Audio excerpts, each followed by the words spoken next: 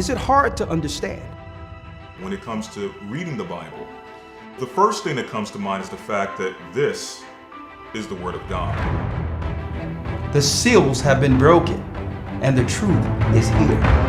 And when we go throughout the scriptures, when we go throughout extra biblical records, we find that the language that God employed, that He used to create the heavens and the earth, was the Hebrew language. Christ said, I came for the lost sheep of the house of Israel. But yet no one, no religious leader, no religious church out there anywhere can now identify the 12 tribes of Israel. Can we? God is quite simple, but it seems as if man makes understanding Him hard. What are those mysteries? The truth of your book and the truth will make you free. The Hebrew and Bible Academy, you're invited.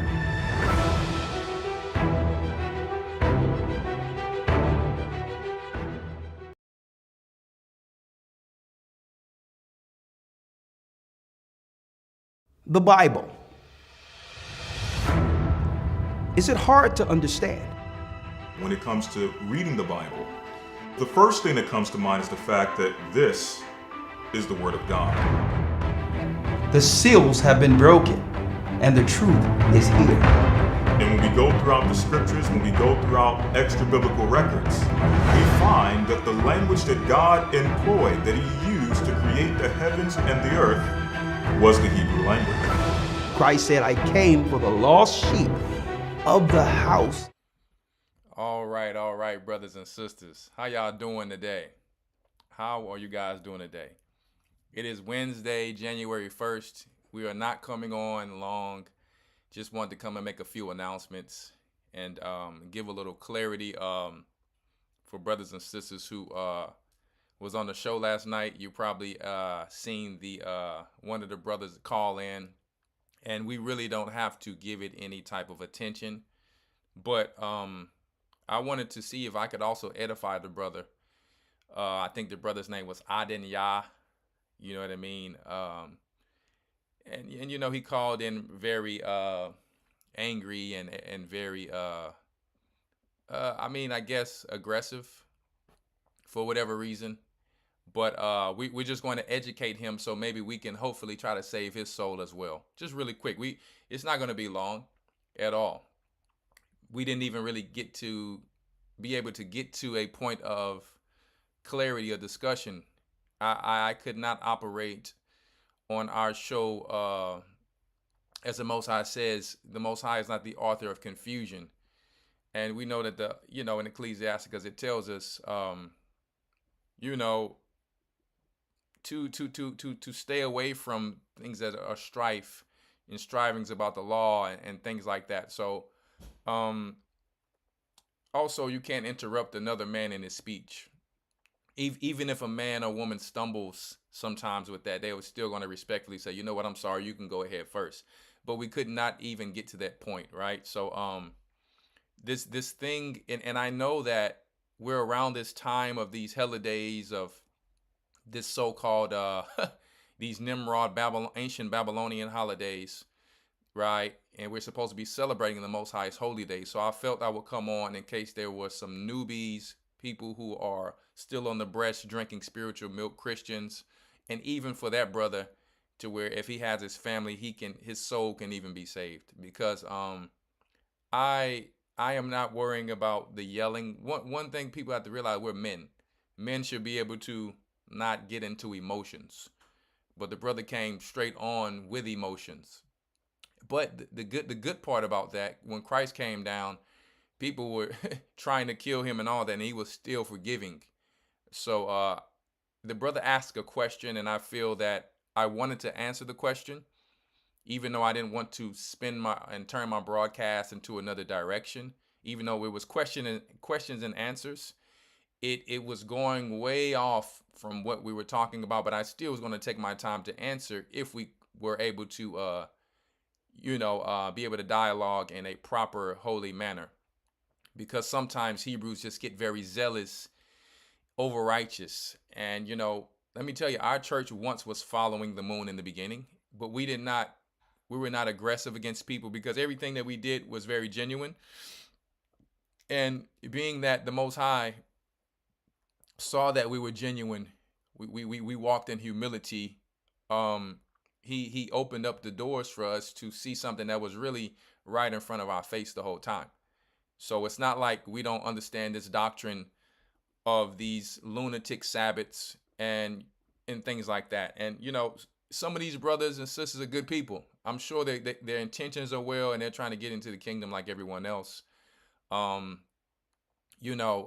people who were following our church before, they went to Africa. A lot of these people, believe it or not, are lunar Sabbath people. Okay, they're following the holy days by the moon. And we're going to just go into it briefly. And the funniest part about it is if they would just join our Hebrew and Bible Academy, if they would watch our Sabbath lessons, Elder Rawchaa just went into this about the Yule child. He literally just went into this. And I'm going to actually show that video, okay, on top of just a few basic scriptures in Jubilees and Enoch, which I was trying to tell the brother last night. You know what I mean? Like, it's literally clear. It's very clear there. Now, I don't know if the brother said that he doesn't read the book of Enoch, but that's what it sounded like at the end, that he was saying that we're going to play it to see if we can get some clarity of what he was saying, that we shouldn't follow the book of Enoch, but he read the book of Enoch, and that's how he got his information. I was totally kind of confused by that. So we will just play that really quick.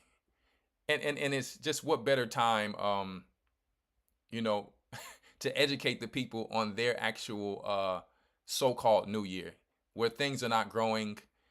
You know what I mean? Nothing is happening in the winter but freeze and cold, and it's not the most exciting weather to be in, right? Where the actual common sense of one shows you, hey, during the spring, everything is springing forth.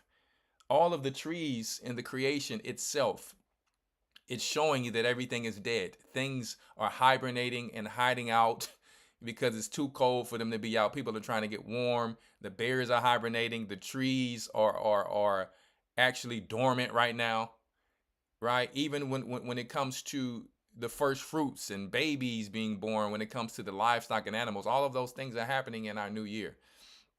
And the Bible, not the Bible, the text, the holy text in Enoch and Jubilees literally tells you exactly how to not go off. So first, let me just go into a quick video last night of where we were at the end of my lesson when the brother called in, because usually I'm confused. I was a little confused, on what the brother was asking, but I think he was asking about how were we celebrating the Feast of Dedications before the winter solstice. and in the streets, in our neighborhoods, we're like, half of us don't even know what the winter solstice is, but we can educate you today, just really quick. So when you hear a brother, who's from the hood talking about a winter solstice, that's raising a red flag already. Which is why the Bible which is why the Most High knew that he would have to clarify for our people so that we would not go off. Okay, so let's go really quick here. Fair use for educational purposes only. Okay, let's just go here where we had left off. Really quick. All right. I'm playing in the background. Hello? Hello? Hello? Hello? Yeah, we calling trying to see how y'all killed the feast of dedication for the winter solstice. First off, I think this is why I could not understand him, brother. I don't know if he's from Atlanta, Georgia, North Carolina, where they shorten their words. First of all, I'm trying to... I really, brother, I really couldn't understand that. So that's why I was like a little confused. But I'll even run that back. Betty. Now, I'm going to put a disclaimer out there. This is... And my blood sugars are staying within... Let me get back to it. Book of Enoch. You're following... and my blood sugars are staying within. Let me see if I can get it right on. Hello? Hello? Hello? Hello? Yeah, we calling trying to see how y'all killed the feast dedication for the winter solstice. I'm sorry? So I didn't really understand right away. We calling trying to figure out how you guys kept the Feast of Dedication during the winter solstice. When I took my time, I said, okay, I understand what the brother's saying now. All right? So, let's go. How did you all keep the feast of dedication before the winter solstice?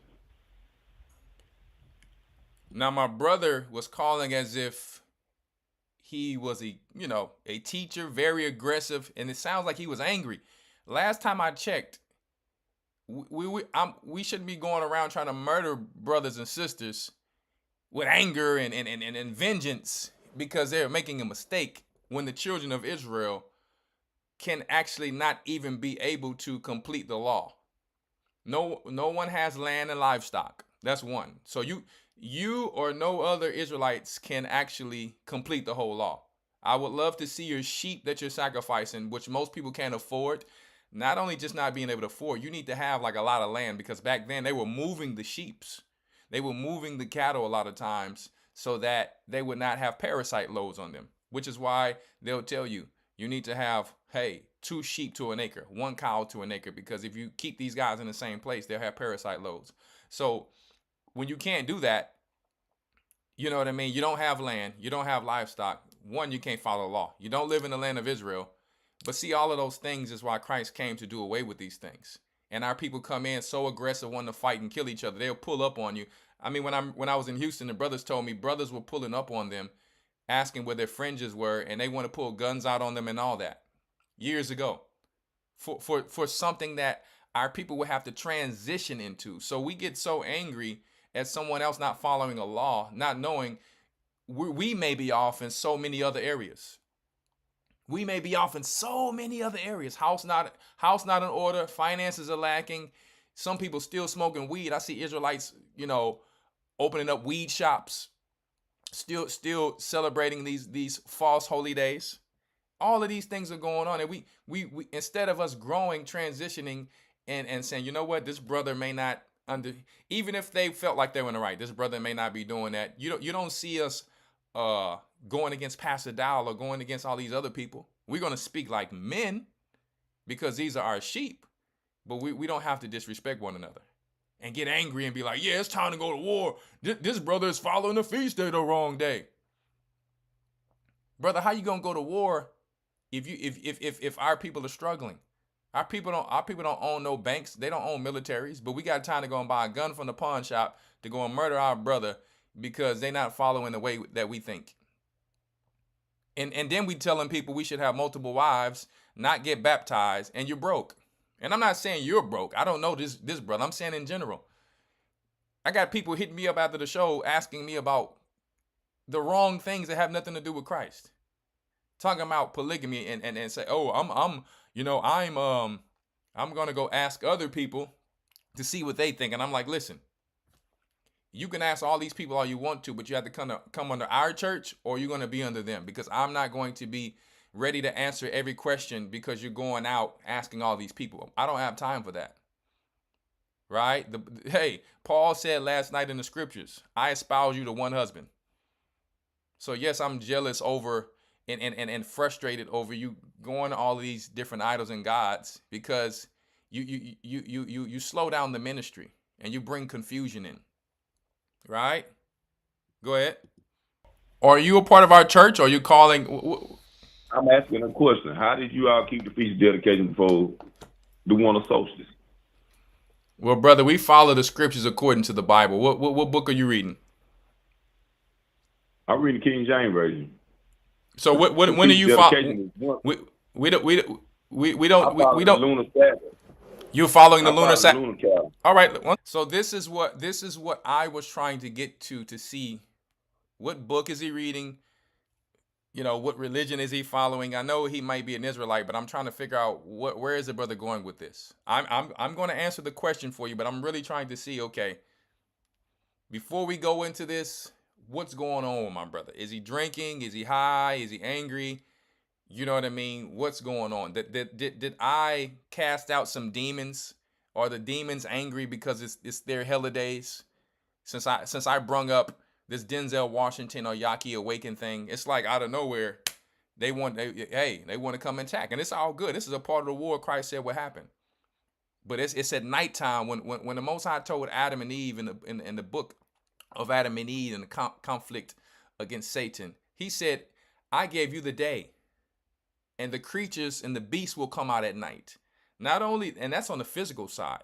You have the spiritual side where the demons is coming out at night to do jobs. When you read in the Testament of Solomon, they're coming out to do jobs. The angels of the presence is coming back down to hey, like clockwork, to do what they need to do to check out the sons of men and see how they're moving. Because you got people at night, men out there, they call themselves wolves. Really, you're like a werewolf howling at the moon, but in the spirit, trying to come after the Most High sheep, thinking that you are sheep, but you are a wolf in sheep clothing. When you come in this lunar tick, you become a lunatic, right? And even the more if people are telling their people to put the scorpion poison from 2020 inside of their bodies. So it's all type of demon, you know what I mean? High demon possession going on right now. It's like, you follow the lunar one? Yeah. Okay, well, do me a favor, my brother. Read the book of Enoch in the pseudepigrapha. I've done that. And it said, okay, one second. Again, how did you? One second, my brother. You're on my broadcast. So he says he's done that. And so really quick, we're going to see if he's done that with common sense and ABCs. Okay. 1 second, my brother. What's your name? Adonai. Okay, Adonai. All right. So, did you read in Enoch where it told you not to follow the moon? Did you read that? I'm talking about, did you read that the first day of the moon or the first day? So, I'm asking him a question now because he's telling me he's a lunatic, meaning he's following the moon. He's following the Sabbaths and the feast days according to the moon. So, I'm telling him, in the book of Enoch, in the pseudepigrapha, in Jubilees, these places, it tells you how the moon, you understand, according to 10 days, she's going to be off. And how the Most High specifically chose the sun. Okay? So we're just going to go into that. I was just seeing if he was going to answer that. But when we were arguing and thinking what he was arguing, I couldn't have that on the show. When is the first light of the moon in the book of Enoch? Okay, I've read the whole book of Enoch. I'm asking you. I asked you a question. I asked you a question. Okay, brother, you can't come on. You can't come. So like the Pharisees would come to Christ, trying to embarrass them, trying to come and just pick little childish little things, strivings about the law, which are not fruitful. They are not fruitful because what they can do is, right? Instead of talking private, what they can do is they can actually, mislead the sheep. But praise the Most High. Listen, we're sharp all the way around here. That's why we have lessons and we stay sharp on our sword through the whole week. And then we have an actual school where people can take more time to compile all of these things together to make sure that when they come across people like this, who may be genuine still, that they can still help these people. If you can actually have a decent conversation. So some people are ever learning and not coming to the knowledge of the truth because they can't even allow a basic dialogue. That means that you lack some things of the law called honor, loving your brother as you love yourself. You know what I mean? Like actually not interrupting a person when he's speaking. A person's asking you a question, but really your whole motive is to come on and embarrass, to put down, and because you think you know it all. Come on asking questions against questions. I'm asking you, didn't the Bible said the pseudepigrapha in Enoch said don't follow the moon because you're going to go off? No, it said if you ought to not follow the book of Enoch, you will go off. No, it didn't say that. He said, it said if you all did not follow the book of Enoch, you will go off. We're following the book of Enoch. So I'm confused as to what he's saying here. Is he saying that The Most High says, if you don't follow the book of Enoch, you'll go off, or if you are following the book of Enoch, you will go off. That totally confused me. And that's not really clear. But either way, it's neither here nor there. I'll go into the book because I don't know what I don't want to do. If a man is stumbling on his words because his adrenaline is running, sometimes that happens, because I was actually, even I didn't know what was going on. I was meaning to tell him through the book of Jubilees and Enoch. So sometimes we may stumble on our words. So I'm gonna give him that benefit of the doubt that that's what he was saying. Okay. It said don't follow the moon because it was not going to be accurate. So I am just talking and the brother keeps interrupting me. So at this point of the last thing he said, I don't know if he actually truly believes in the book of Enoch. The Bible tells us about the book of Enoch. The Bible tells us in Joshua and Samuel about the book of Jasher. So I'm totally confused. So I said, I'm just going to bring some clarity to this brother in case he's genuine and he was asking a genuine question but got frustrated. I don't think so, but I will at least do this because the Bible talks about our enemies being those of the fold. So when your enemy comes against you, hey, give them water. Heap coals of fire on their head. Right? So I'm not going to fight fire with fire. I'm going to at least educate the brother and say, hey, maybe this brother can come under some leaders and gain some knowledge if he truly wants to. All by a few days. All right, brother. If you're going to come on the show, you can't come on the show to argue, my brother. Let me tell you, you can go. What John 10 and 22 You can go argue with Yaki Awakens. Bless you, my brother. Right? So I'm gonna jump from this before I even go into the scriptures really quick. Into what Elder literally brung the other day. Literally, he already talked about this. And I'm like, I wish he would have called into Elder's show while Elder was actually talking about this. But it's okay. I will replay this. Okay. Fair use for educational purposes only. This is actually our channel. Okay, YouTube. A Gathering 144 is actually our channel. So give me one moment here. This is A Gathering 144, okay? And we're just going through what we already went through. All right? Focuses so much on the children. On the children participating. It's a necessary evil. Hey, Christmas. Well, I don't really celebrate Christmas, we hear parents saying. I'm not really religious, but I'm doing it for the children. So even if you don't believe in Christ, even if you don't believe in God, even if you are an atheist, you hear all of these people stating the same thing. And now we have Jewish people who celebrate Hanukkah, who we claim is dealing with a different religion, celebrating on the same day as Christians. And don't forget, last night I showed you the brother Yaki. I don't know the brother's real name. I'm sure his name is not Awakens. That's probably his little marketing name, and it's all good. But I showed you last night that he was going into Hanukkah and the 7 chakras. So he's mixing Islam, East Indian religion, Hebraic religion. He calls himself a Hebraic priest. So maybe I maybe, mess with the Hebraic priests of Adonijah, and maybe that's why that happened. I don't know. I don't want to assume. But I said, well, at least let me educate the brother. Maybe he can send this message to our brother Yaki asleep so that he can become awakened. All right? December 25th. Let me show you all this. Just a peek into what we'll be dealing with this Sunday. What is this? Well, brothers and sisters, what we're looking at is an ancient Roman worship calendar. And this is what the Wiccans use. Yeah, y'all didn't know that? The Wiccans use this, right? And let's go into it here. Yule time, winter solstice, December 2020 to 23. Yule, brothers and sisters, is the child. Now you might think December 20th to 23. Now we know they use that number 23 as death too. You know what I mean? But that had nothing to do with anything. But it just so happens, right? But he literally already went into this. So I said, let me go ahead and already show right here what the brother is asking. And I'm like, how is this brother?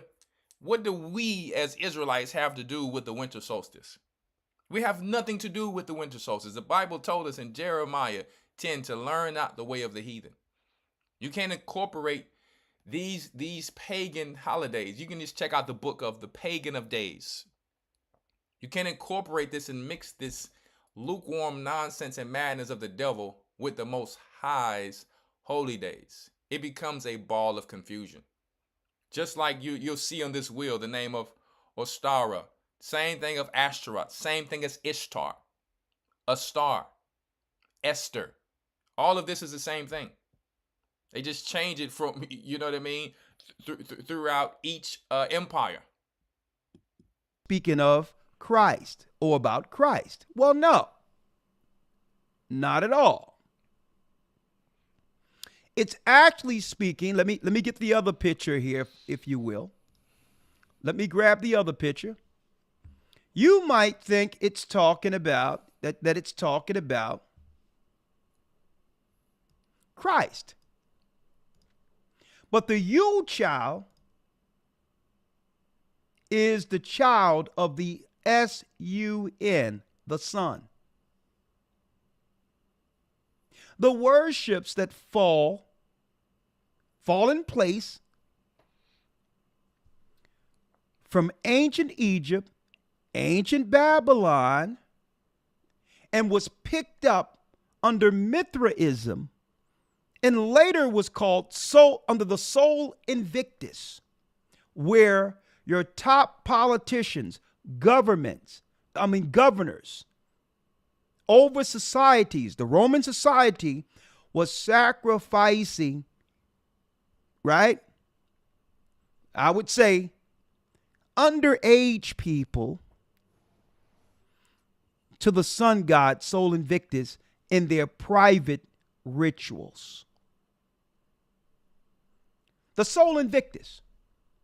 We did a complete study 3 academies ago on this particular secret worship by the what? The high politicians, the controllers of this earth, folks.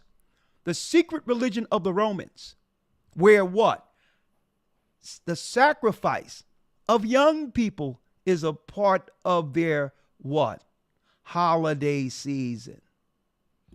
So brother, if you're out there, that's just one part. You can actually just go to our A Gathering 144 page and finish the rest of that. Right? You could just go there. Right?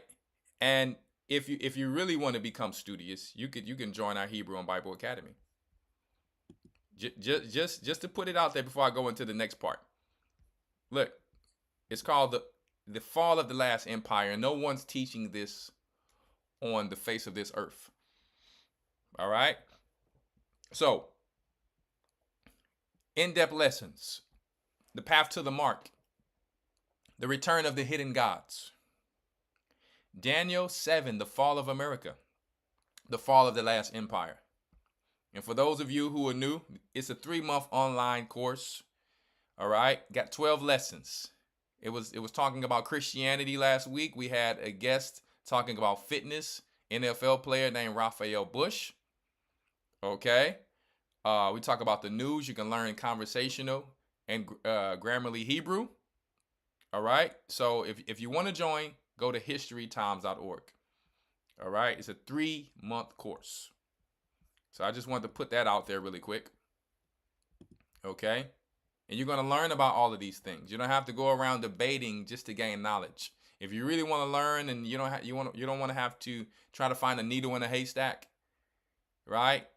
Just let the teachers pop the string that's on the hay bale for you, and then the hay will just unfold for you. I'm speaking in shepherd terminology.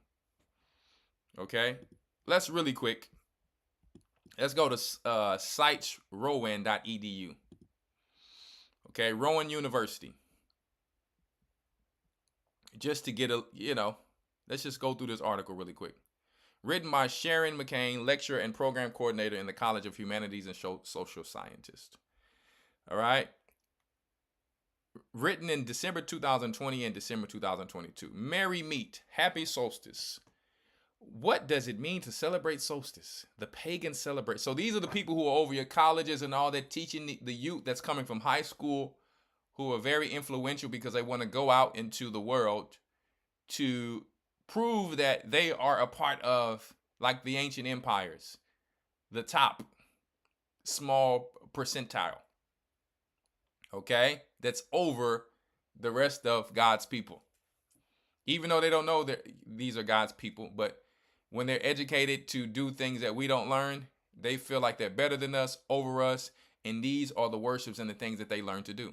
Until some of them may say, hold up, I don't know if this was right. I think I'm understanding what this poor person is talking about here. I'm seeing what they're going through. But let's go. Merry Meet, Happy Solstice. What does it mean to celebrate solstice? Right? The pagan celebration of winter solstice, also known as Yule, is one of the oldest winter celebrations in the world. The celebration of winter solstice takes place on the shortest day and the longest night of the year.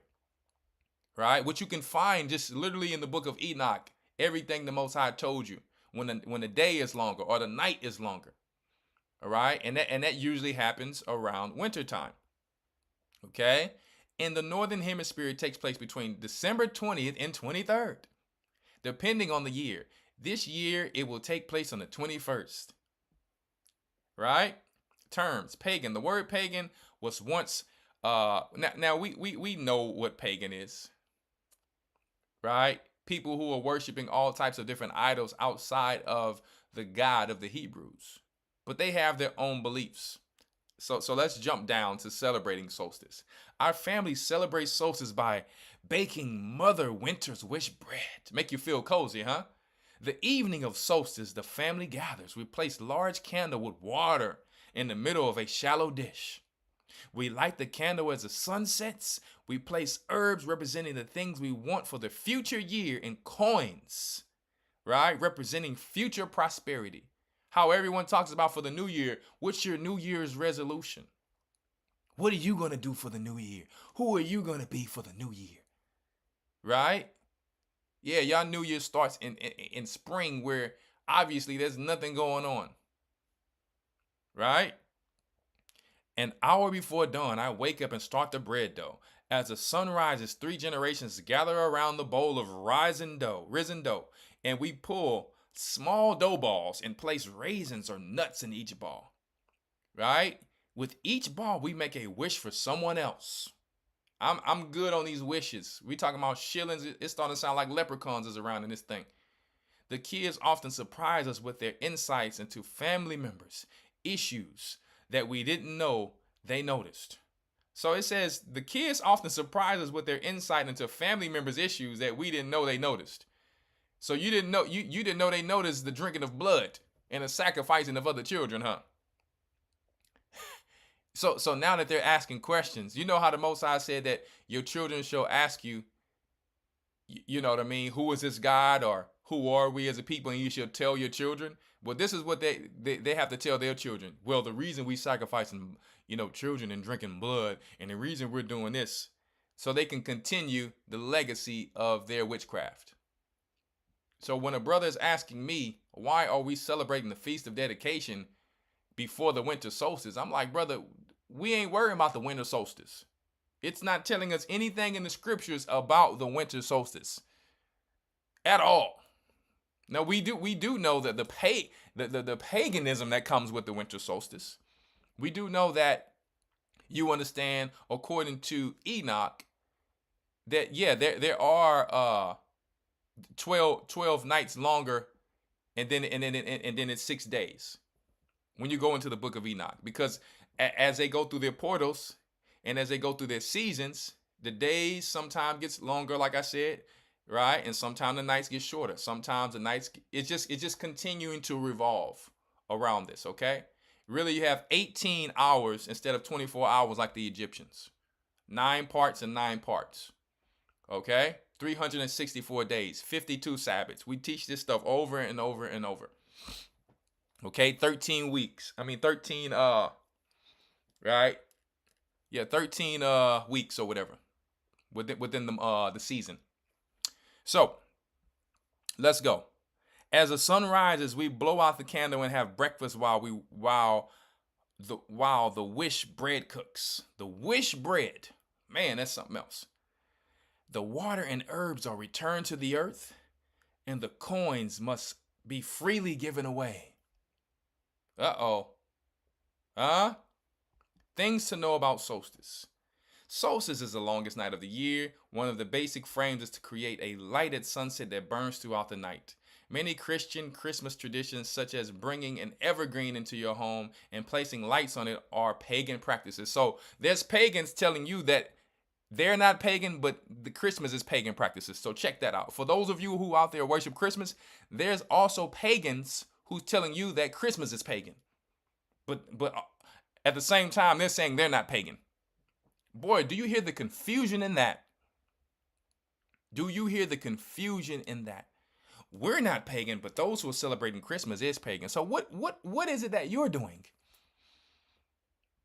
Right? So let me tell you, we blowing shotgun slugs through this garbage. These are the people that your children is going to in these universities. Huh? And you wonder why they're coming back all messed up in these sororities and all this mess. Putting on these certain little clothes. And you're like, why are you dressed like that? It's the new year. You didn't know? And everybody's hiding like little hobbits going in the woods. We got to get our candle and our wish bread. And you got to give a coin to everybody. But modern day, they have everybody like the Tower of Babel shooting these fireworks all night. I mean, these guys shot fireworks all night. It was totally annoying. Really, that represents shooting missiles, shooting arrows in the sky during the time of Nimrod. Like it's a war, like it's a Star Wars that they're trying to fight against our God. Right? That's what's going on. That's why these things look like little lasers going up. Okay? So, let's continue. One of the basic frames is to create a light at sunset that burns through the night. Many Christian Christmas traditions, such as bringing in an evergreen into your home and placing a light on it, are pagan practices. So listen, Christians, you're hearing it first from the pagans. The celebration of solstice has been around for millennia. It can be helpful to see as a beginning of the turn toward the light in order to make winter feel less difficult to manage. It acknowledges the dark, but looks forward to the coming of the light. What are we talking about here? What are we actually talking about here? One moment.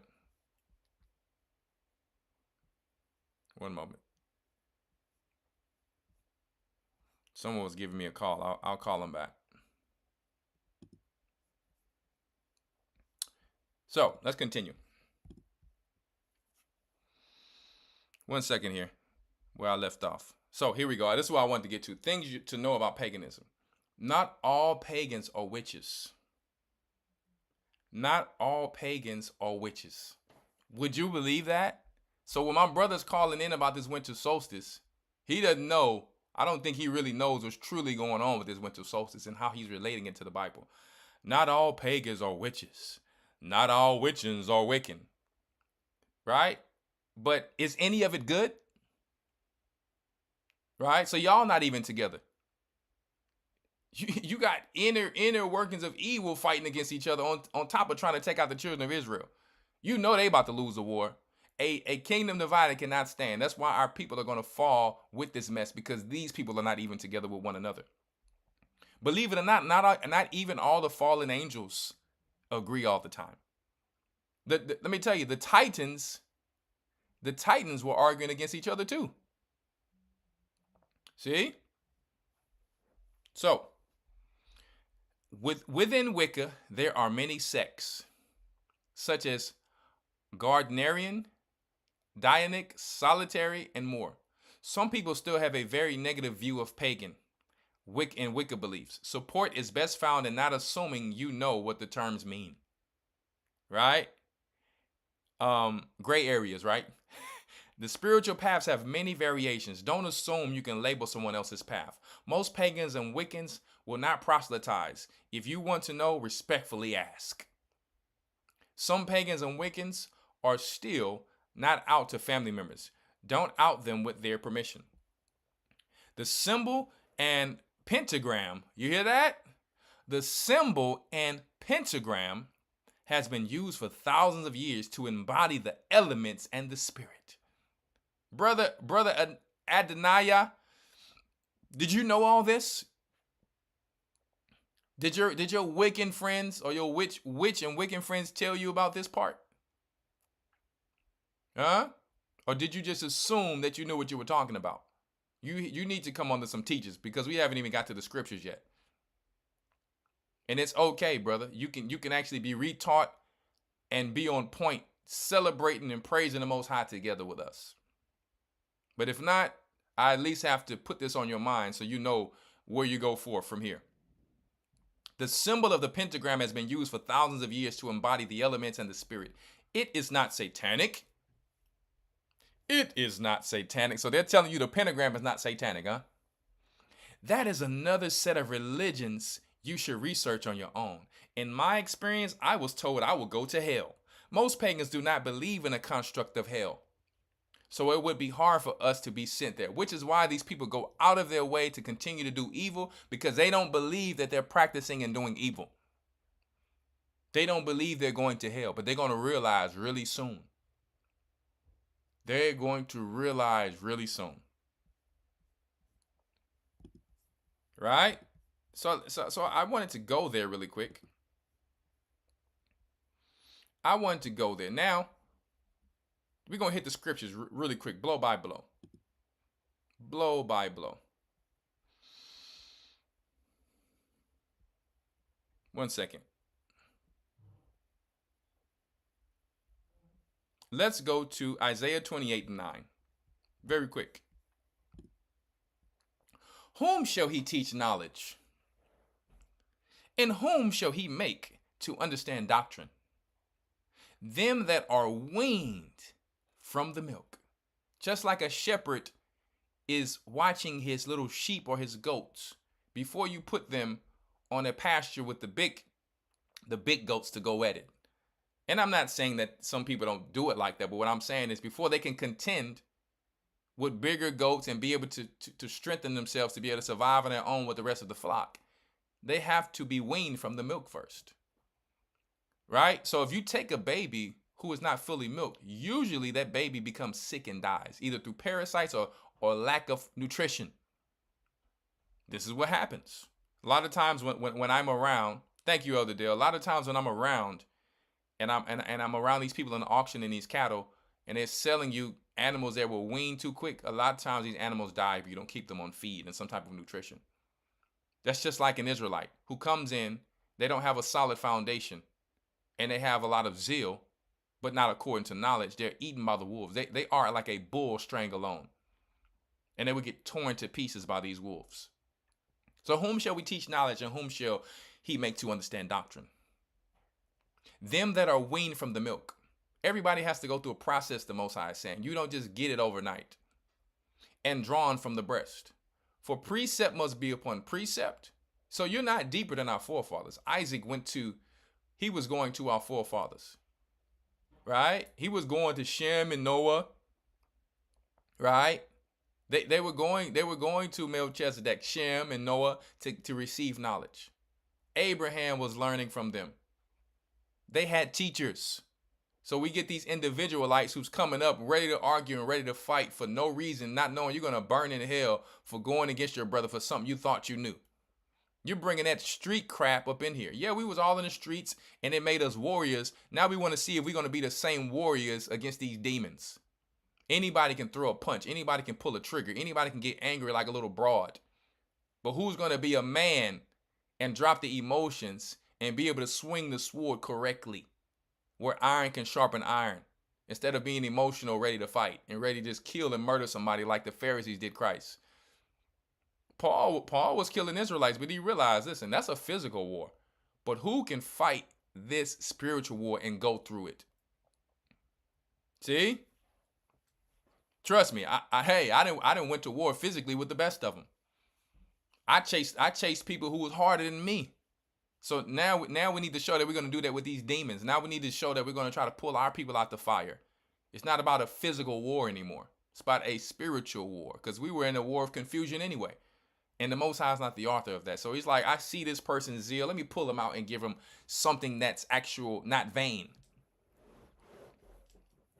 For precept must be upon precept, line upon line, here a little, there a little.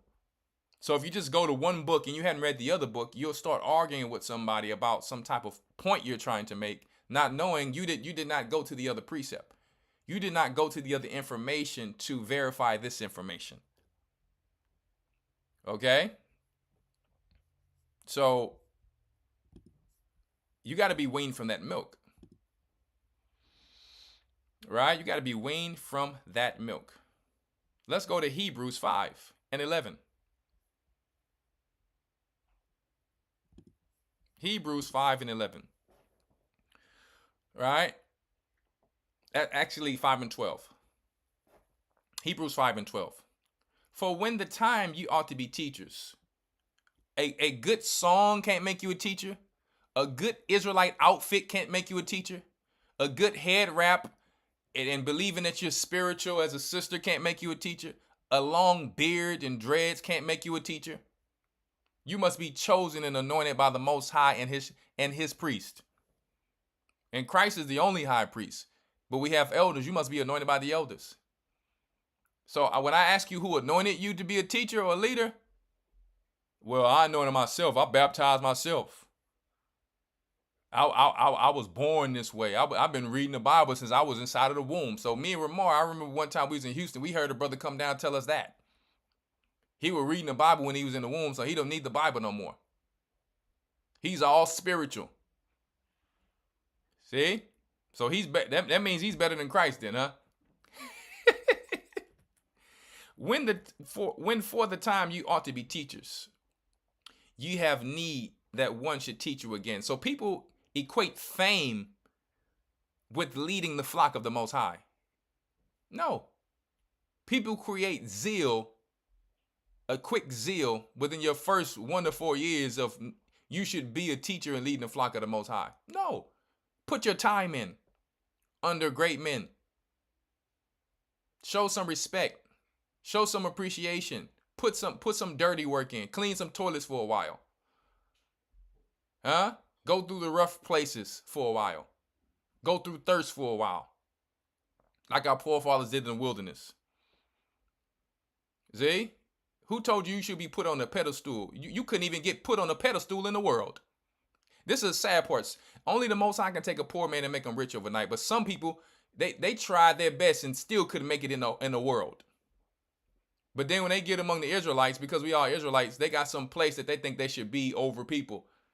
Man, please. If you wouldn't even recognize in the world, what makes you think your foolishness is going to work in here? Now, the Most High can take you if you're humble and wise and patient, and he can make you, better than anyone, like he did David. And even if you did something great in the world, you're still going to need humility to transition and be weaned from the milk in here. This is the part that when you see young men, man, you bring that garbage in here, you fall every time. And then your woman, she don't believe nothing you talking about. She probably like, she in the background praying for you like, babe, Father, can you please help my husband to get on these teachers? Because she's not going to disobey her husband, but she can see his pride and his cockiness and that he's getting ready to run the family into a brick wall. And before you know it, he come home and she's gone. And now he's calling for us to fix his issues, the same issues he was fighting against us with. See, women don't like cockiness of men. Right? So when for the time you ought to be teachers, you have need that one teach you again. And the Most High, throughout all of the generations, will always have teachers to guide his flock. Shepherds to guide his flock. There's no thing where sheep is guiding the flock. Sheep is not guiding the sheep. Right? Which be the first principles of the oracles of the Most High. You have to have a teacher first. Abraham had to learn from Shem and Noah. They sent Isaac over there to learn. Right? All of our forefathers had to learn. See? Enoch, Methuselah, Ezra's, he had to fast, all that. This is how this thing goes. There's no dude, he learned the truth and all of a sudden he's deep. And then you need to learn how to speak correct English. At least let us be able to hear, even if it's going to be Ebonics, we at least need to be able to hear what we're talking about here. Because if not, now you're speaking in tongues. It sounds like a bunch of trap music. Know what I'm talking about? Right? It's like a demon got our tongue trapped. Let's go. These be the first principles of the oracles of the Most High, and are become such as have need of milk and not of strong meat. For everyone that uses milk is unskillful. And you can tell according to what they're saying and what's coming out of their mouth. If a person is bringing strife and trying to argue still, they're still in their youth dealing with milk, and it's okay. They're just going to need a little time. That doesn't mean that their intentions are bad. But we all have had good intentions with bad decisions. And eventually when we became old enough and more mature, we came out of that. See? For everyone that useth milk is unskillful in the word of righteousness, for he is a babe. And he's trying to fight with someone who's like, listen, you ever seen on the movies how a little baby try to come and fight with a grown-up and the grown-up is laughing at him like, oh man, come on now. Right? They're not disregarding their heart and the bravery that young person has, but it's like, come on, man. The experience is way different than a person with a lot of energy. A person with experience, no, I might not have that much energy, but I'm going to wait till you tire out. And then when you're done, then I'm going to make my move. And you're going to be like, how did you do that? Wisdom, knowledge, and understanding, patience. See? Right? But strong meat belongs to them that are of full age. Even those who by reason of use have their senses exercised to discern both good and evil. Right? So we're going to get ready to answer this brother's question. But I just want to go through these basic principles of Christ really quick so that we never forget them. Romans 10. Brethren. Romans 10:1 says, brethren, my heart's desire and prayers to God for Israel is that they might be saved. For I bear them record that they do have a zeal of God. So our people have a zeal. They love their God, but they don't know how to love him the proper way. That is undeniable that we love the Most High more than all the people on the earth. But sometimes that vain zeal, that zeal can become vain. It can become a weapon against our own people. We think we're better than people. We think we're getting in the kingdom of heaven faster because others are making mistakes and we're not at that time. You don't know from 6 months from now, you don't know a year from now what your trial is going to be and how you're going to be able to go through it, and if you're going to need help and if you're going to need prayer. Right? Brethren, my heart's desire and the prayer to the Most High for Israel is that they might be saved. For I bear them record that they have a zeal of the Most High, but not according to knowledge. For they being ignorant of God's righteousness. It's not just talking about the laws. How to wield the sword. We all have a sword, but do we just go around just cutting everyone because we've learned real Hebrews? For they being ignorant of God's righteousness and going about to establish their own righteousness have not submitted themselves unto the righteousness of God. For Christ is the end of the law for righteousness to everyone that believeth. Right? So we have a zeal. But if we don't manage it, if we don't allow it to grow, so you have people who's fertilizing plants. And then a lot of times those plants won't make it. They'll end up dying. You push these plants too hard. You sterilize these animals. You give them hormones and push these chickens out too fast. And then that sick chicken gets that genetically modified or sick steroided chicken gets a person who eats it sick, who consumes it sick. This is, let me tell you, the basic principles of creation is just how this world works. So let us really quick just go into Enoch. I'm going to follow along with my notes in the book, but I'll have it up here for you guys to follow along. Just really quick, I just have a few scriptures, and I'm going to get up out of here with the rest of my day. I said, let me come on and help this brother. He's not my enemy. The devil is trying to take this brother. We're just going to go really quick. Where do I want to go first? The book of Enoch, chapter 74, verse 11. So let me go there first. I'll put it up here for you. You'll see me looking down because I'm reading from my notes here. I mean, tell you, I went through this stuff in my youth. We have our Hebrew and Bible Academy to keep us sharp. But let me tell you, I used to tell people, be careful reading the book of Jubilees because you're going to go off. You have to filter everything through Christ. But there's certain principle things in there and key things that you will have to remember, like what we're talking about right now. How our people keep falling from the moon. Let me tell you, I don't want to listen to a rap song. I don't care. You can put the best bars together. But the Holy Spirit is not in that, to me. Right? Because especially when you're cocky. If you are humble, the Most High can lead you somewhere. But when you're cocky and you're talking down on others and going around trying to argue with people, I don't even want to hear that. I need to hear it in its pureness. Because it's pure if a person has humility. Even if they can make a mistake and not perfect, at least they're pure with humility. So let's go. Enoch 74, written by R.H. Charles. Okay.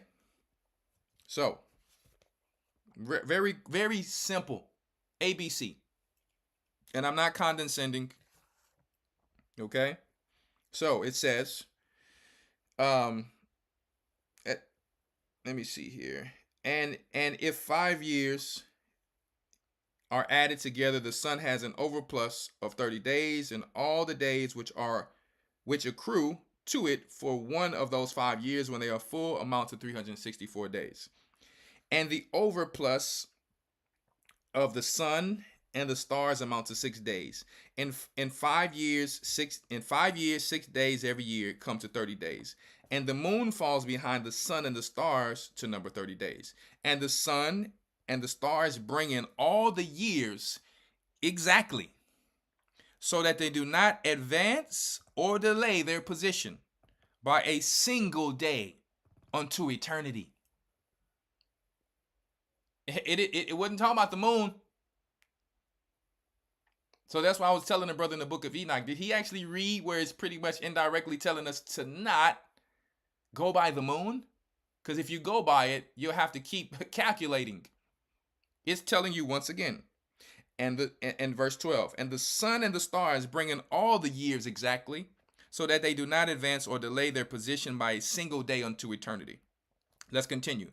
But complete the years with perfect justice in 364 days. Not this 365 garbage, the leap years and all of these things that they have to do. In 3 years, let me see if I want to go there. 1 second. Let's go to, now let's continue. In 3 years, there are 1,092 days, and in 5 years, there's 1,820 days, so that in 8 years, there are 2,912 days. For the moon alone, the days amount in 3 years to 1,062 days, and in 5 years, she falls behind 50 days. There is to be added 1,062 days, and in 5 years there are 1,770 days. So that for the moon, the days in 8 years amount to 2,832 days. That's not significant just yet. For in 8 years she falls behind to the amount of 80 days. All the days she falls behind and 8 years are 80. That's not what I was focusing on. And the year is accurately completed in conformity with their world stations as the stations of the sun, which rise from the portals through which the sun rises and sets 30 days. That's not what I want to get. Here it is. I highlighted it. And the leaders of the heads of the thousands who are placed over the whole creation and over all the stars have also to do with the 4 intercalary days. The intercalary days, if you've been paying attention to our lessons in our academy and the lessons on times, the secrets of the times, are just the 4 days within the year that must be accounted for, because if you don't account for them, you're going to go off. Like a lot of these moon people go off. That's just, when it says new moon, it's talking about intercalary days, which is bringing in the season. That's what a new moon means. It means the intercalary days. It proves it to you in Enoch. Okay? Being inseparable, one second. Let's go back to here. Have also to do with the 4 intercalary days. Being inseparable from their office, according to the reckoning of the year. Meaning, you cannot have a year without these 4 intercalary days or these new moons. Okay? And owing to them, men go wrong therein. Men go wrong therein. So if you do not add in these days, or you're following the moon all over the place, you're going to go wrong. And we're going to prove it. For those luminaries truly render service on the world stations, one in the first portal, one in the third portal of the heaven, one in the fourth portal, and one in the sixth portal. And the exactness of the year is accomplished through its separate 364 stations if you add these 4 intercalary days in. All right. I want to go to really quick. And I want to show you how the Most High calls the sun a he and the moon a she. Now we know women have a time of the month, and their cycle is what? Sometimes it's on, sometimes it's off. Men don't have a cycle. They're just like the sun. They go up and they come down. That's why the Most High made the man to form the woman and change the woman, not the other way around. So why am I saying that?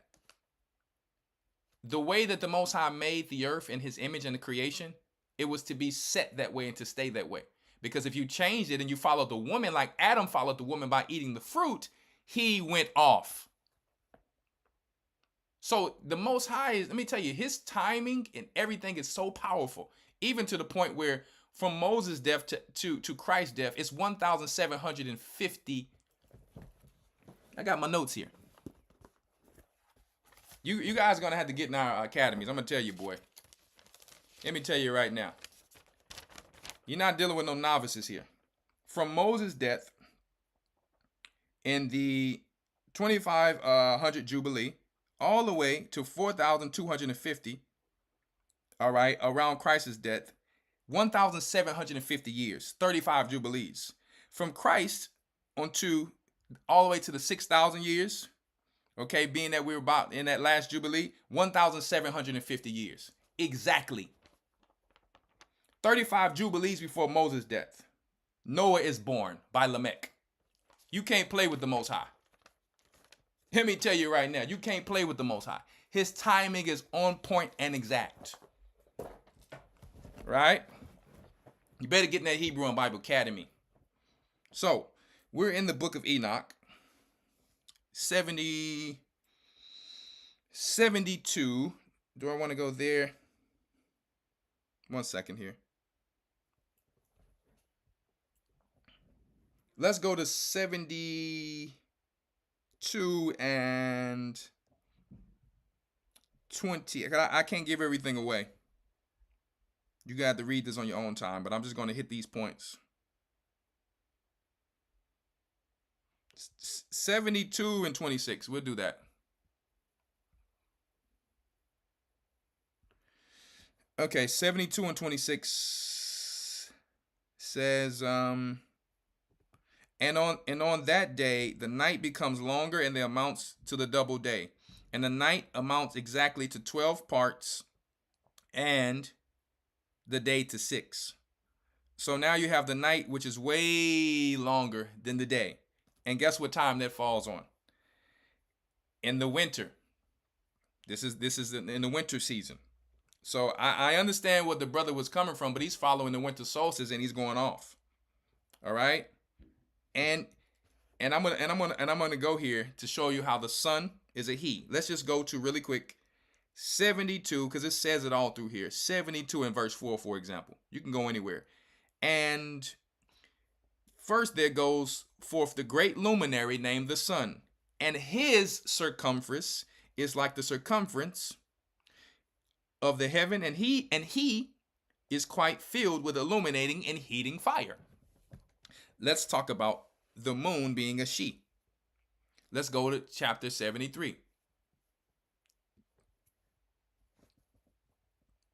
And after this I saw, this 73:1, and after this I saw another law dealing with the smaller luminary, which is named the moon. And her circumference is like the circumference of heaven, and her chariot in which she rides is driven by wind.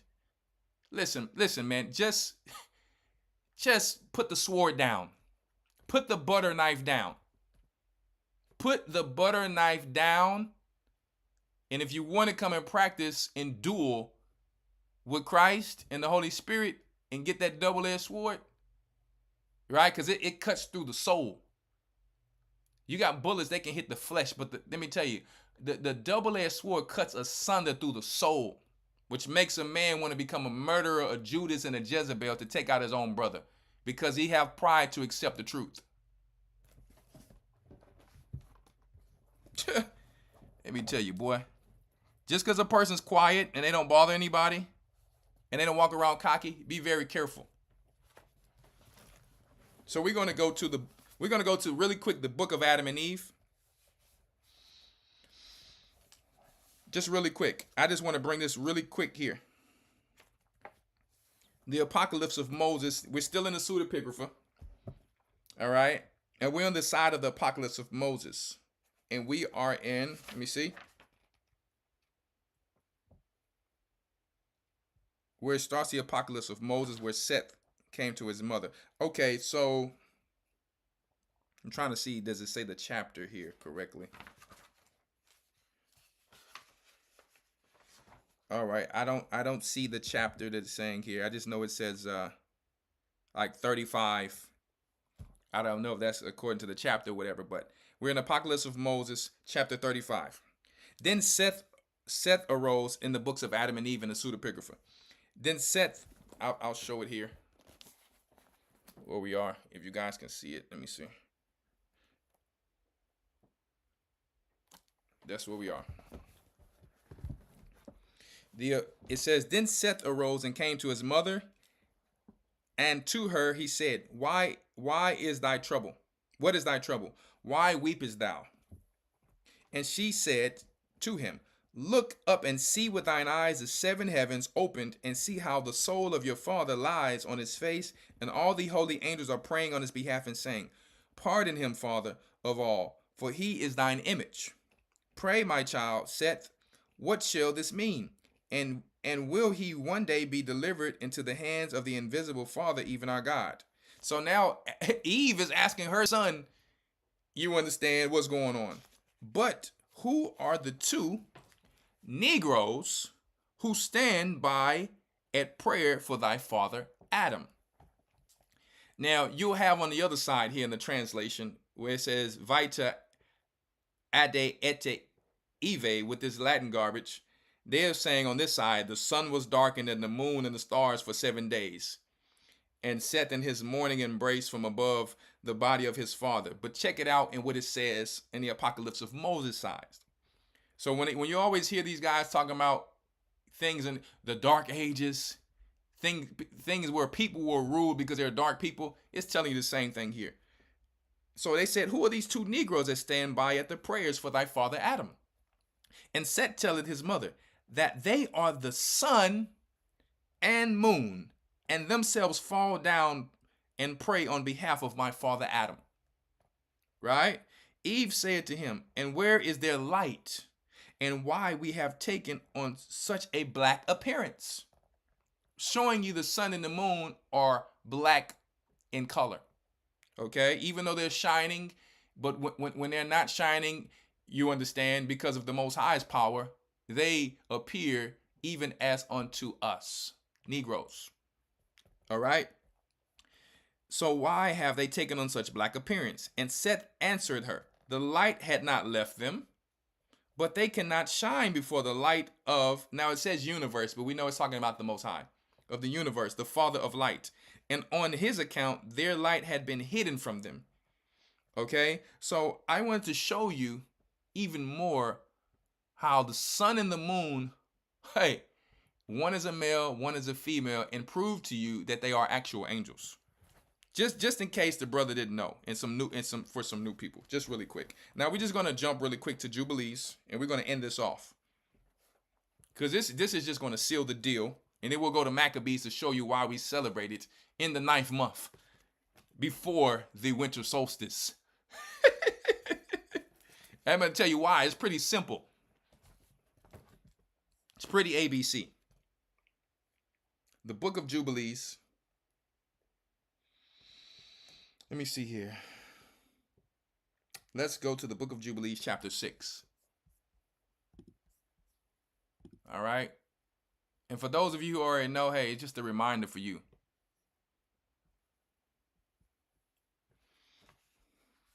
Did I want to go to chapter 6 first? Hold up. Let me see.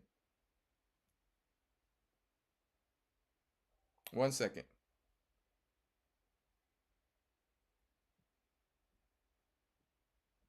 One second.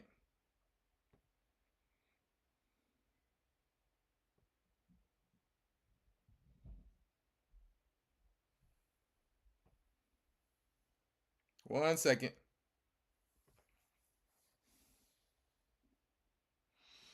All right, I will go to 6 and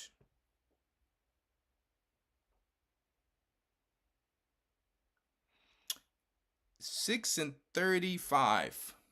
Let's do that. 6 and 35, just really quick. Then we'll go to chapter 2. 6 and 35 in Jubilees.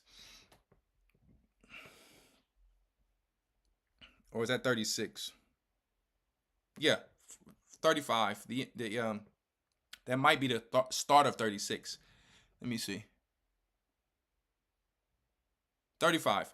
All right, we're at 35. For I know, and from henceforth I declare it unto thee, and it is not of my own devising. For the book lies written before me, and on the heavenly tablets the division of days is ordained, stamped, lest they forget the feast of the covenant and walk according to the feast of the Gentiles, after their error and after their ignorance from following the moon. It's specifically talking about the moon here. Just like Adam followed Eve eating the fruit, just how he said, I made your woman for you, not for you to follow your woman. Just like on earth, I didn't make man to follow the moon. Can you calculate it by the moon? Yeah, but you're going to have to add these days, take away with all of these things. See? You don't need to do no math with the sun. Just keep following it. Like he said. Let me tell you, the sun is the man angel. Just like in creation, the big animals is the men, the male. When it comes to these mammals and all that. And the smaller version is the female. Very simple. Everything is made in his image. The woman can never be bigger than the man. And I'm not talking about size. I'm talking about in general when it comes to leadership. So this is how it is with his holy days. The same thing. It's like, it's just all through the creation of the scriptures. For there will be those who will assuredly, confidently, conscious seer with a hot iron, make observations of the moon. I follow the lunar. How it disturbs the seasons and comes in from year to year 10 days too soon.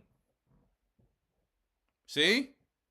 For this reason, the years will come upon them, and they will disturb the order and make abominable. Ain't nothing holy about what you're doing with the moon.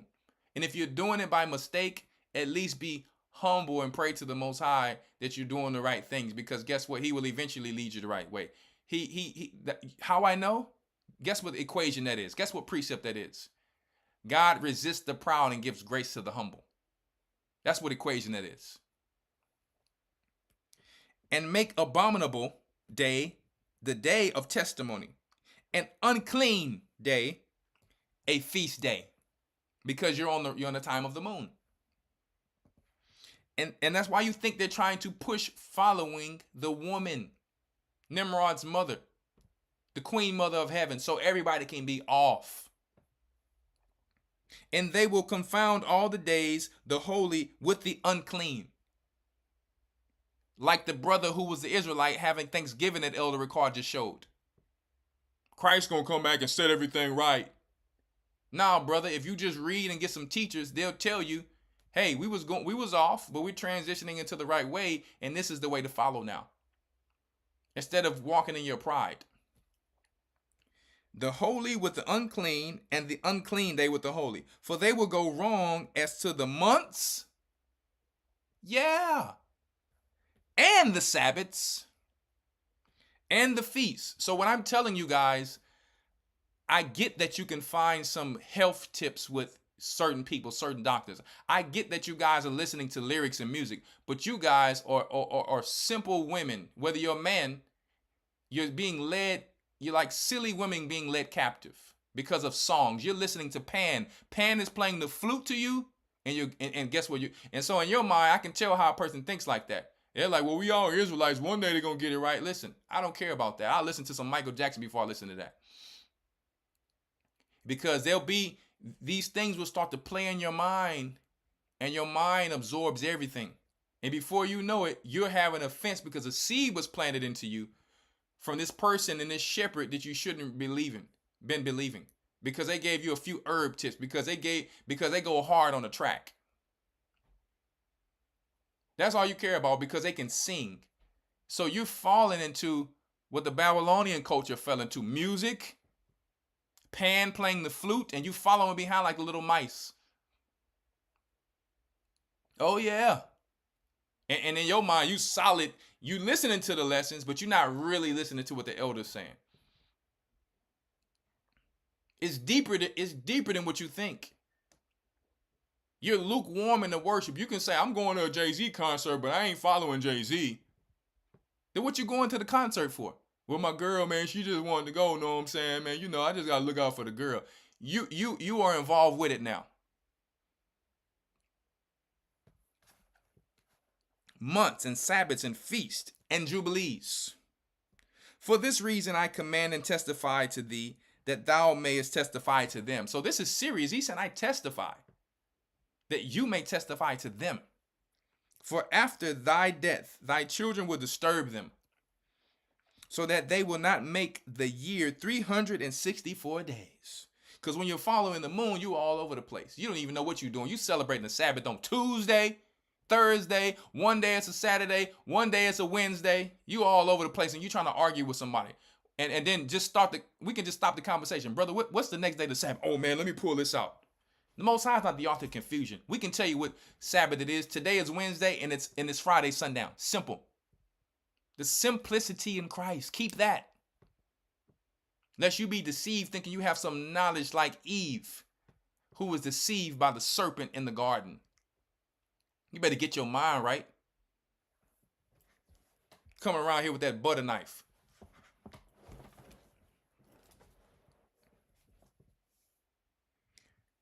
Let's go. Thy children will disturb them, so that they will not make the year 364 days only. And for this reason, they will go wrong as to the new moons, which are the intercalary days, which separate for the seasons. That's what the new moons mean for people who keep getting confused with what is a new moon. It just means the 4 days that separate the seasons. That each day, spring, the new moon or the intercalary day, right after that day, which is a high holy day or a double Sabbath, it brings you into actual, because you'll have the Sabbath before that. And that's why you have a double Sabbath, because the intercalary day is there. And you're getting ready to go into the season of whatever season that is. That's all it means, to simplify it.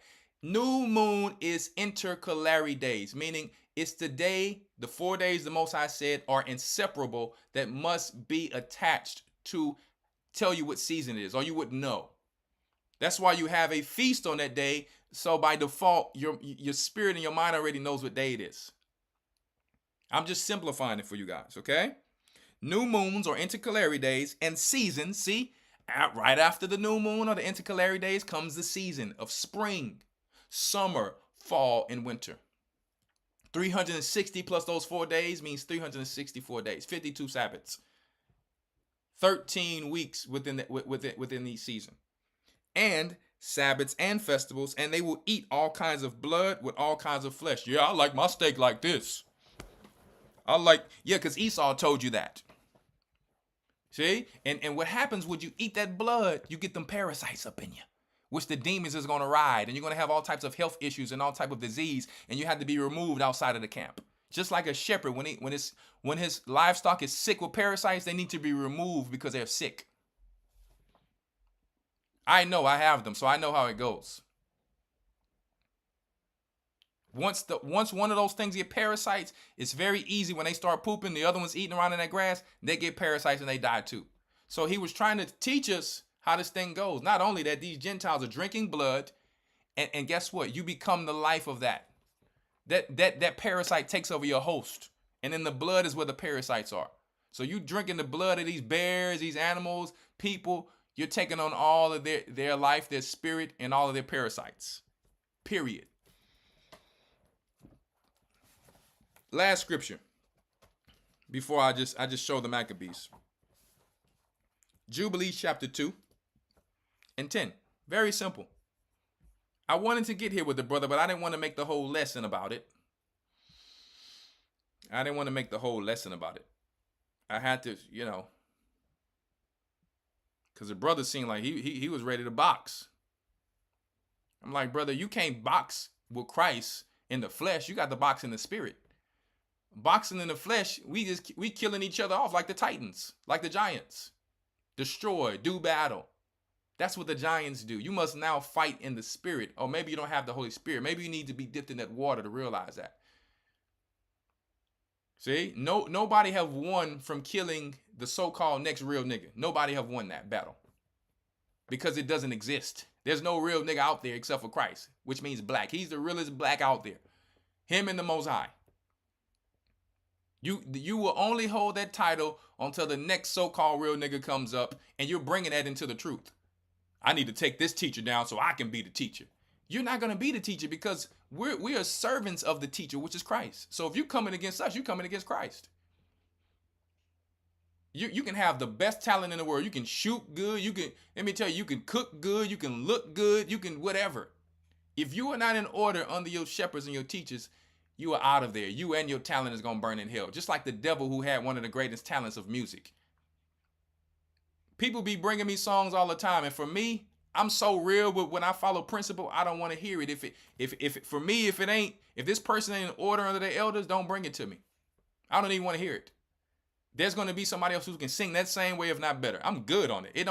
It will not move me one way. And y'all hate how I stay on that, but listen, this is the thing. I'm not lukewarm with this. I'm right or left. I'm hot or cold. See? I'm not hoping to convert somebody because they make a good song. I'm not hoping to convert somebody because they give me a herb. See? God resists the proud and give grace to the humble. The devil can't play no flute and deal with me. Jubilees 2 and 9.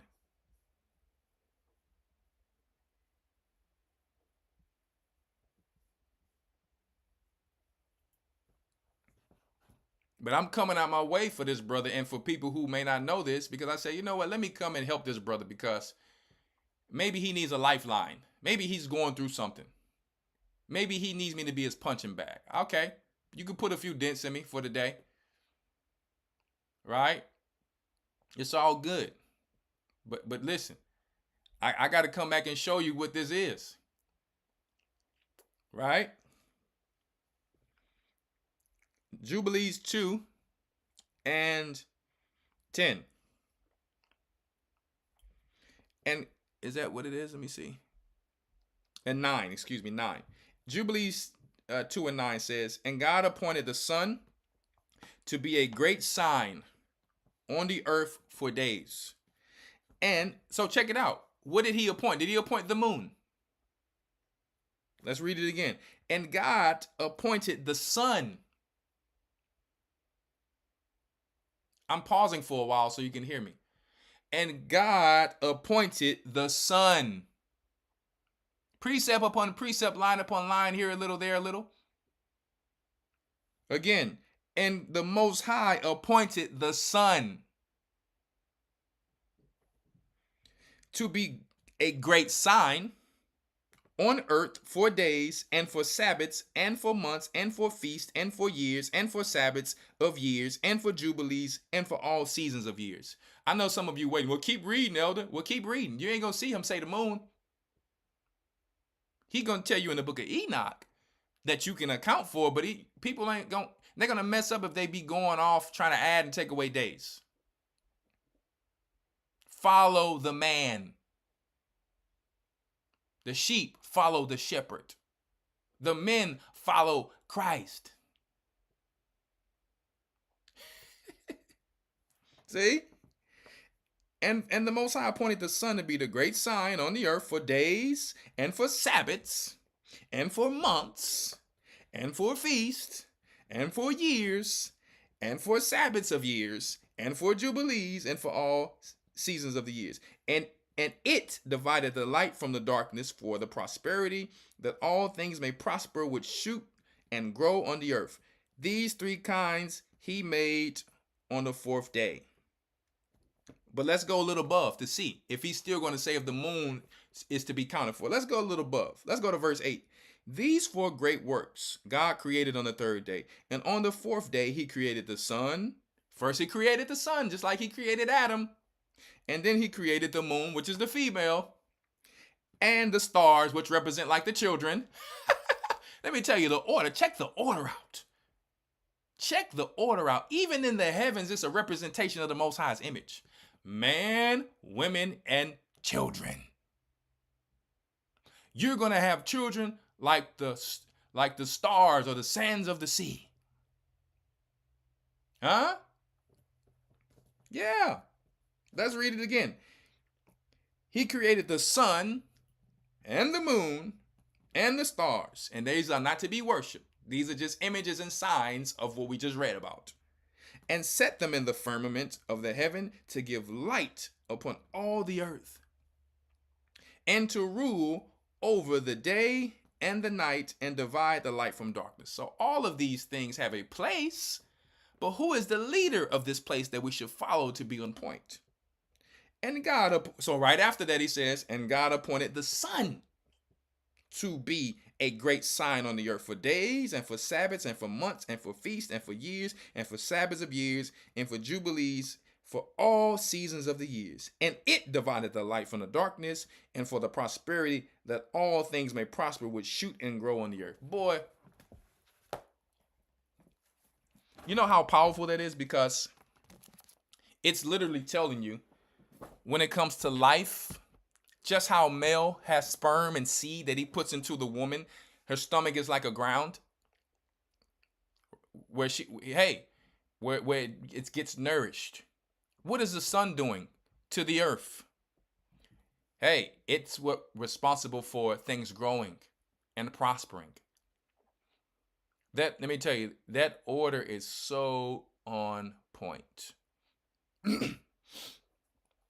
You can just keep it the way it is and not have to philosophize with it. Let's go to the last scripture here. Oh boy. The man in a family is what strengthens the family. It's literally telling you what the sun does for the prosperity of the whole world. It didn't say the moon. She has her place. She does, because let me tell you, when it comes to the seas and the waters, yeah, there's things with the moon that does that. But it's telling you the sun was chosen overall to do this. We keep going back to creation and the devil trying to change the order. Let's go to Maccabees 4 and 52.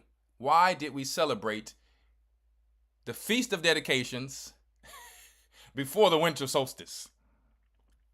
When it said that this day was in winter, right? You can't go by the Romans calendar. We're not going by the Romans calendar. Yes, November is the end of fall, but according to, if we're reading and going by the correct calendar, which you could just come into our Hebrew and Bible Academy or follow our Seekers of the Times classes to know how we got on the calendar that we are on. We follow the Sabbaths, which are the same Saturdays every week. You see? You're thinking that, how did y'all follow the Feast of Dedication before the winter solstice? Because we're going according to the scriptures. You cannot measure this. Those of you who always measure and confuse yourselves by the Roman Gregorian calendar or the Egyptian times according to the Most High, you're going to always mess up. You're going to always mess up. You can't go by that. Okay? Let's read first Maccabees 4 and 52 really quick.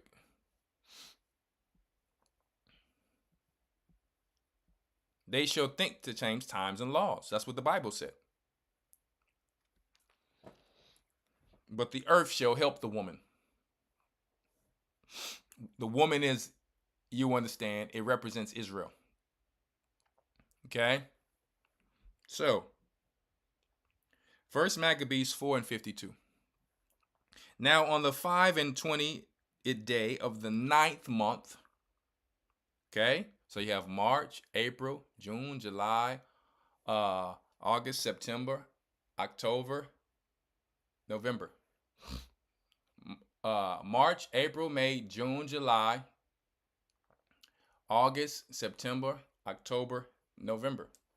The 9th month, okay? In the Hebrew, we're not talking about what they call September.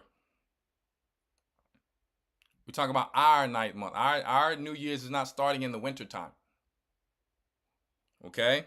So you're going to do that. The Feast of Dedication, they made it. It says 52. Now on the 25th day of the 9th month, which is called the month Caslu, in the 148th year, they rose up betimes in the morning or early in the morning and offered sacrifice according to the law upon the new altar of burnt offerings which they had made. Look at what time and what day the heathen profaned it, even in that it was dedicated with songs and cisterns and harps and cymbals. Then all the people fell upon their faces, worshiping and praising God in heaven, who had given them success. And so they kept the dedication of the altar 8 days and offered burnt offerings with gladness and sacrifice of deliverance and praise. They decked also the forefront of the temple with crowns of gold, with shields, and the gates of the chambers. One second, let me move this up for you. And the gates of the chambers they renewed and hanged the doors upon them. Thus were there very great gladness among the people, for that the reproach of the heathen was put away. Verse 59 says, moreover, Judas and his brethren with the whole congregation of Israel ordained that the days of dedication of the altar should be kept in their season from year to year by the space of 8 days, from the 25th day of the month Caslu with mirth and gladness. So this is why we did it before December 20 to the 23rd.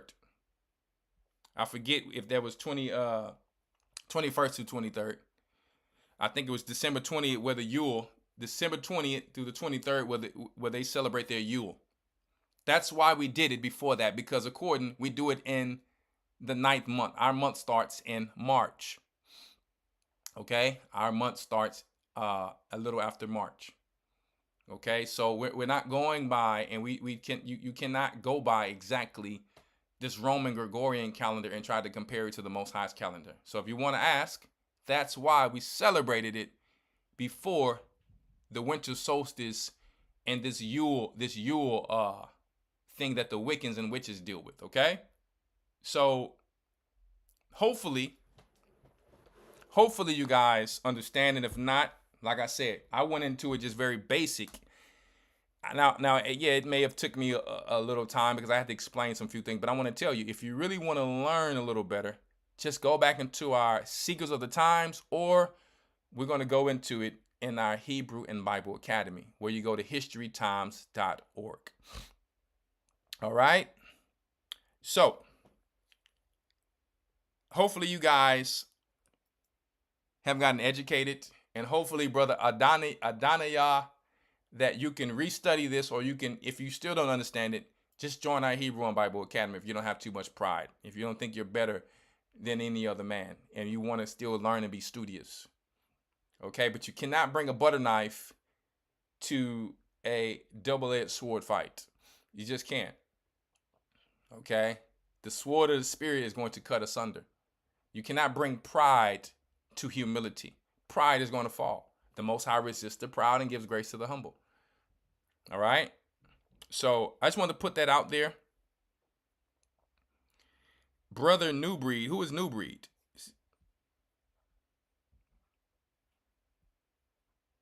Who is New Breed? If New Breed is not an anointed teacher,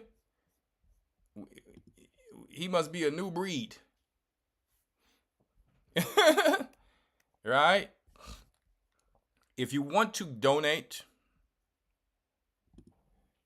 you can go to gatheringofchrist.org/donate. And if you want to know when our holy days are, you can also go there. All right.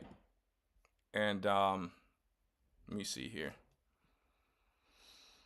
You can actually learn about our holy days. All right. Just go to gatheringofchrist.org. All right. Boom. It's right here. Hold on. Let me see if I can. All right. Let me see here. As we have awoken from the lies of the false religion and the pagan holidays, Most High has in his wisdom has taught us the feast days that put us back on his correct calendar of 364 days, according to the testimony of Enoch 82 and Jubilees 6 chapter. So you can even just go to our website. It's right there for you, right? We know that each month has 30 days with an additional 4 intercalary days added to each third month, which are to be observed with 7 main feasts. All right. So you can just go here for all of the information. Okay. And this is a cold website that they can actually just educate themselves right here, even before they go to the lessons. All right. What about the regular holidays? It comes right in here. Comes right in here to educate you guys. See? Look. And God, even down here, Jubilees 2 and 9, and God appointed the sun to be the great sign. So it's showing you everything you need to know, which is why the church has all of these things, so that people can actually understand and not be deceived. All right? It has all of these different things for you guys. Look at that. This is detailed for a reason. All right? It goes into the 13 weeks, 364, not the 365. It's all there for you guys. All right? You got the Passover. Look at that. Everything here. You can go to the calendar and all that. I think I have my calendar sitting around here too. Right? 1 second.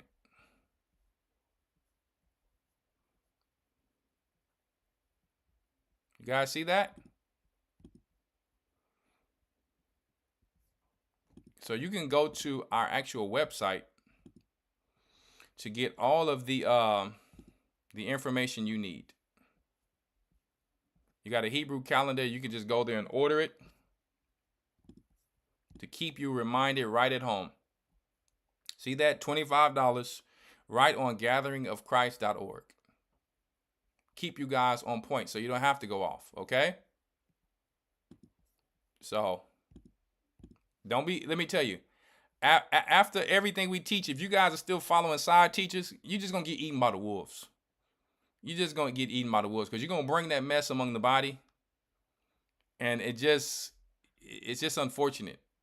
It's just going to be, you know what I mean, on you.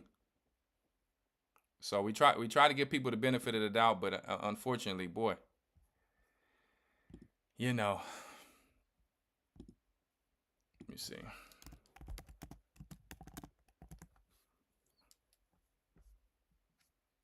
So we're gonna leave it here. I'm gonna get out of here. There are a lot of things I got to get to, and thank you for guys for tuning in again. Make sure you guys watch Elder Rawchaa tonight if he comes on. But I just had to tell AC, I said, man, I got to come on here and address this thing that, you know, other young people don't fall off. And we're just in that time where a lot of people are going to be getting deceived for what's out there in the sky. Denzel's talking about he's seeing God face, all of these false doctors and teachers that are out there. You know what I mean? So it's really a time of deception, the time of the stupor that it talked about in the pseudepigrapha. I think it was in the book of Baruch. So, I mean, we're in a time of deception and we really want to hold on tight. All right. So let me get up out of here and go and start the rest of my day. And peace and blessings. I know some of you guys are at work and things like that, but I just wanted to come on here and just remind people, you got one teacher. And it's on you. Hey, you can call yourself your own teacher. Hey, be like any of these sheep without their shepherd and see how it goes. Go ahead, try it. Let me tell you, your spirit, once you got baptized, you made a covenant with the Most High under this shepherd. What sheep you know? You understand? Is jump into another shepherd. The only other shepherd out there is the devil. So when you sign up, you know, under a teacher, we got to learn how to be loyal. All right. Anyway, peace and blessings. Let me get out of here. Make sure you go to the KIIYsupplements.com. And those of you who are obviously talking about iodine, ordering iodine, make sure you really educate yourself. I'll give you a tip. Me and Miss Wiggins was talking about from KD Naturals, my sister out there, about some people, when they start too high on the iodine, some people are going to only be able to start 2 drops. The bromide, let me see if I have that book here. Where's that book? I don't know where I have that book, but it's somewhere around here. But this bromide is running away. When you start taking your iodine, this bromide is running away.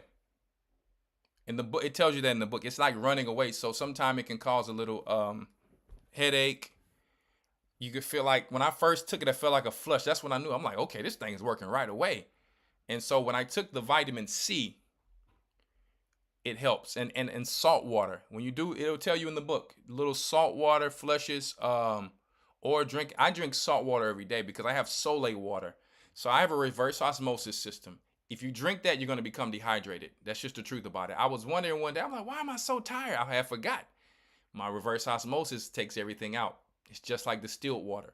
So you have to put minerals back inside of it, or you're just going to feel tired. So I had to buy me I got me a big glass container and a copper one with a spout on it.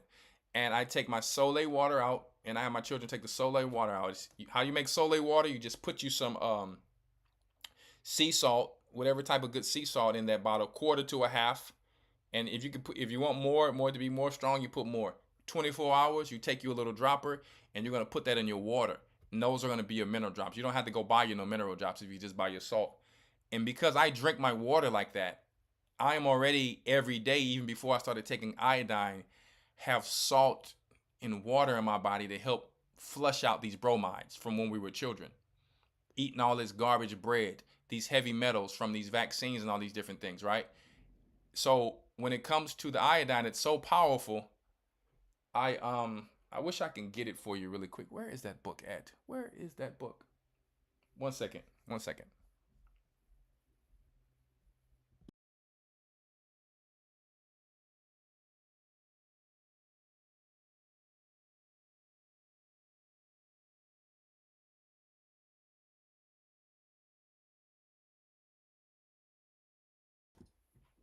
Let me give this note really quick to people. I just really want to give it really quick.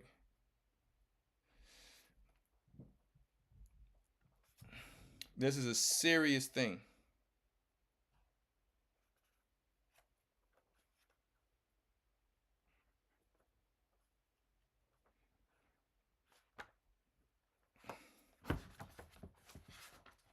One second.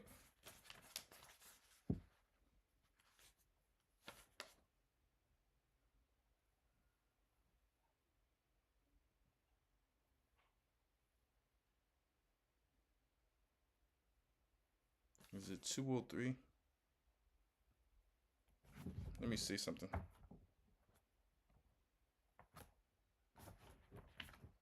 Give me 1 second.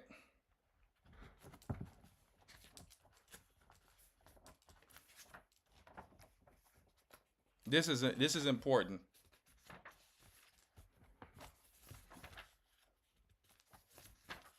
I was just reading it this morning.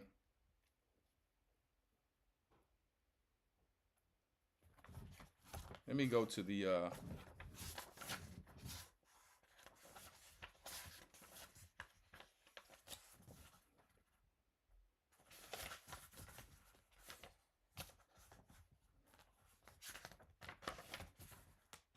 it's so much information in here. I said, boy.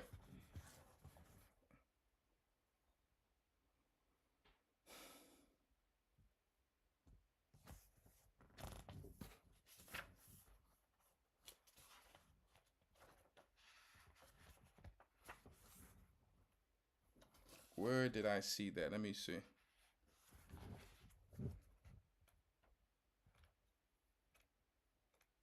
Thank you guys for being patient with me. I'm trying to find this for the people if I can.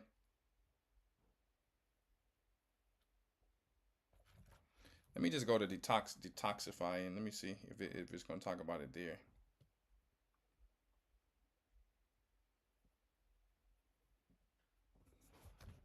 Because it was just basically showing how you can couple it with zinc, obviously selenium, vitamin C. Some people take 500 milligrams of niacin if they're dealing with major side effects, but you should just, my opinion, start very small. And the sister was saying that her husband could take the 10 drops that they started with, but she probably couldn't. So everybody has to start different. You'll know how slow you should start when you start dealing with it. And if so, if you read the book and educate yourself, you can if you read the book and educate yourself, you can, if it's hitting you too hard, even with 1 or 2 drops, you're going to need to take some salt and up your vitamin C levels to start detoxifying your body of certain things. Okay, so just really get in here and study it. I don't know where I had this thing at, man. Dang it. The bromide is such a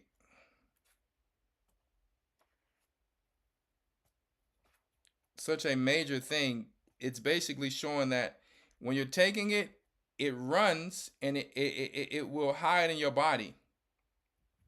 So that's why it's important to do what we're saying here.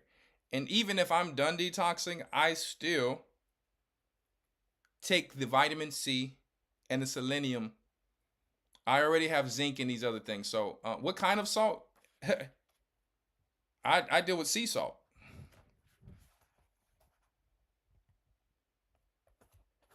I deal with sea salt. I guess I can't find that. I sent it to Miss Kim early this morning. I don't know. Yeah, I sent it to her early this morning, but I guess I can't find it.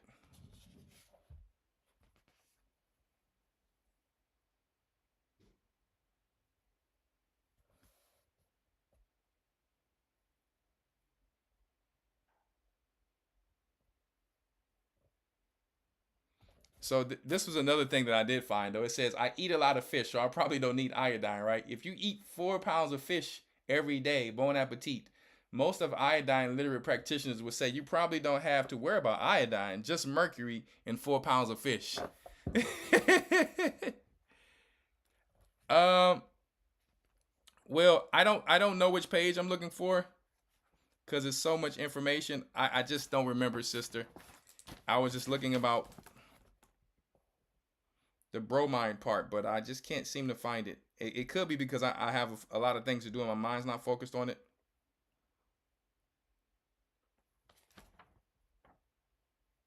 Yeah, I that's probably the issue.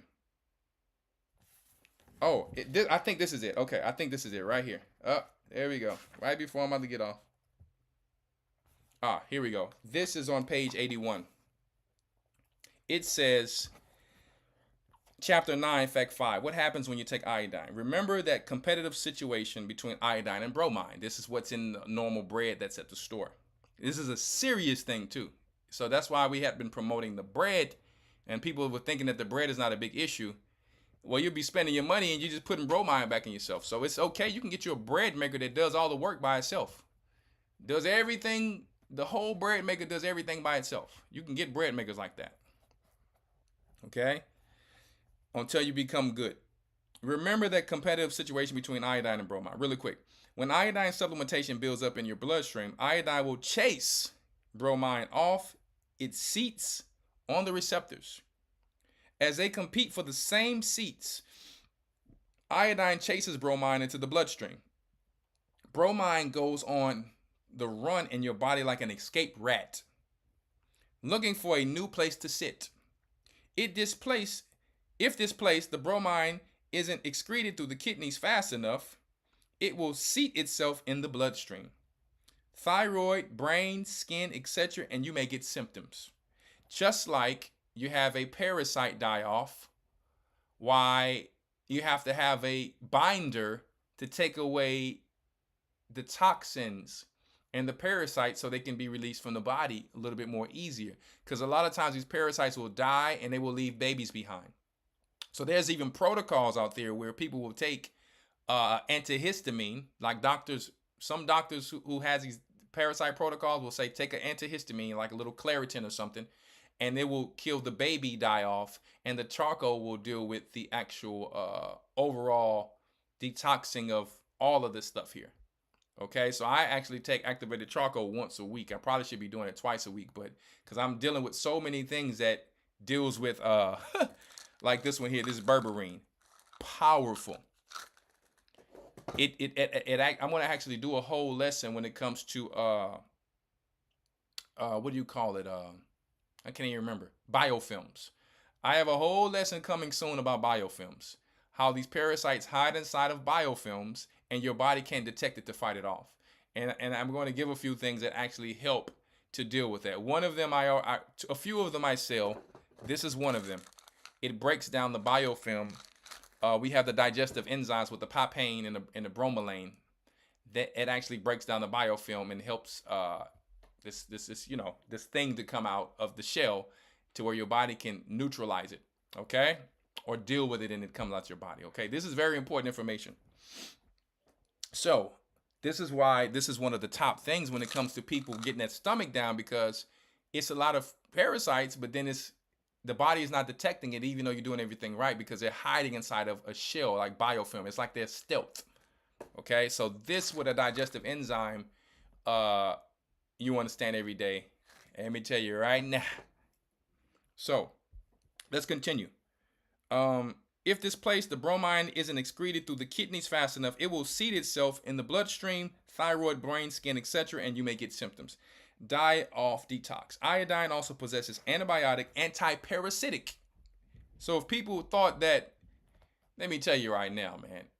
Oh man, I'm gonna try this supplement. It's not I don't want to say it's a supplement. It's something that you were born with that you need. That if women lacked, when the baby is in them, they have all types of issues that I can't speak about here. That's why them putting the baby back on it, the baby's brain is now forming again and dealing better because of the heavy metals coming out and things like that. So you don't have to not take vaccines and all that and still have issues. Parasites can travel through the baby, or lack of iron because people are not eating red meat, unfortunately. But I'm gonna have another way that people can get iron too, though, very soon. So I have that coming very soon. Way simple, way easy. In an emergency, if you don't have meat, you'll be able to get it without taking something that's gonna harden your stool. You'll be happy to hear about this. So stay tuned. That's coming very soon. Outside of that, the iodine. So make sure you read about this with that. It's not just something I'm saying. When I say something, I need you to take it a little bit more serious, because when I say something, I have so much information. You got to dive into it to know that when I said it, okay, now I see why he said it.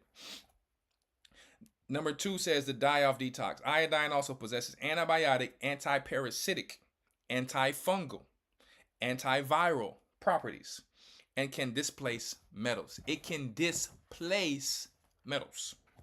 So several detoxification actions can occur at the same time. So you have so many different detoxes going at the same time. You got parasites dying off. You got fungal situations trying to come out of you, right? You got heavy metals. You got bromide. All of this stuff is happening at one time in the body. So let me tell you, it's not going to be an overnight thing. This is a process where you're going to slowly get this stuff out of you. But what's the worst thing that you can do? Put the stuff right back in you. You're going to have to change your diet and start exercising, guys. You're going to have to change your diet and start exercising. What's the point of you dealing with this and you want to stay the same person? That's why Christ didn't allow, in some situations, some people to just get this miraculous healing, because you'll heal them. They'll go right back to doing the same thing. Because if they'll do it on a fleshly level, just lacking a mineral or something that's going to help their body, what's the point of me miraculously healing them?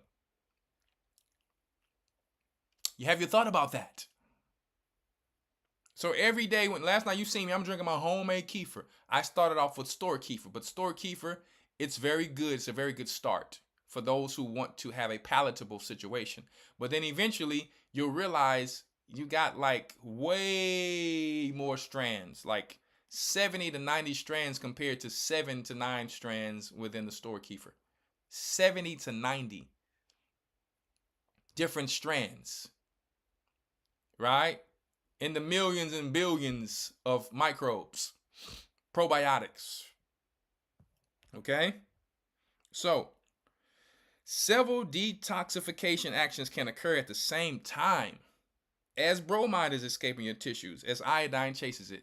So that's why I always have still, you understand, I will take an allergy pill from time to time, because it helps to the die off of little baby worms and parasites.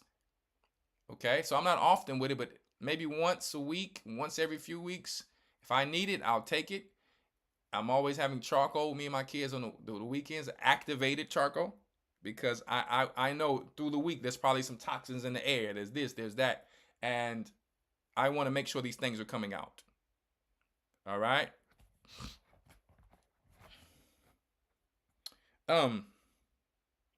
Bromide sedation. Bromide is also sedating and was used in the early 1900s as a sedative. So if you absorb the detoxified bromide faster than you excrete it, symptoms such as headaches, fatigue, or runny nose can occur. Hold up. 1 second. It says brain fog or sedation may be a result of the bromide that was sequestered quietly in your tissue, suddenly getting mobilized in your bloodstream and making you feel dopey. So just like when people are taking ivermectin, it takes 48 hours for 98% of those worms that ivermectin deals with to be, gone. But you still go through headaches. Every time I've taken ivermectin in the beginning, I had a major headache. Because the die-off. So I would speak with Ramar, and I was taking charcoal. There's a few other things you can take, but I like charcoal a lot. And then when I added the antihistamine, the thing for me became a lot better. Okay, so I started dealing with my livestock the same way. Okay, brain fog or sedation may be a result of bromine that was sequestered quietly in your tissues, suddenly getting mobilized in your bloodstream, making you feel dopey. Or a more complete list of iodine-related detoxification symptoms can be found in Part 4. Mood changes have been reported by some. So some people will get these side effects and they will, I don't want to take it no more. You got to take your time. You could be taking too much. Transition your body. You can't just start with 20 drops. You can't just start with 10 drops. Start with 2 drops. Do that for a week or 2. Move up to 4, little by little, so your body can slowly get something it have not been receiving for years upon years upon years. You can't expect your body not to be shocking. You ain't never been having this in your system. Okay?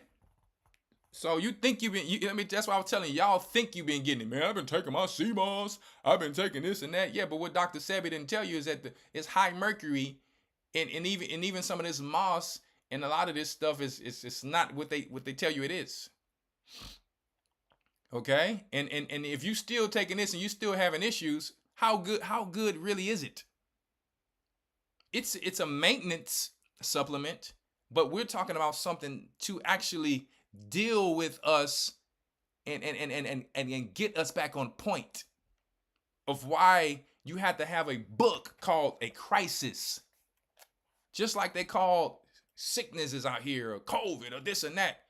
According to this book, they're saying this is a crisis. This is not just, man, you should try this out. Watch what this does for you. Nah. This is something you were supposed to have since you was born. You and your mama and your grandmama. And then you'll go to the doctor and they won't even tell you that. Man, you got this, you should try this medication, try that medication. And the whole time, you were just lacking something that the Most High put in the earth.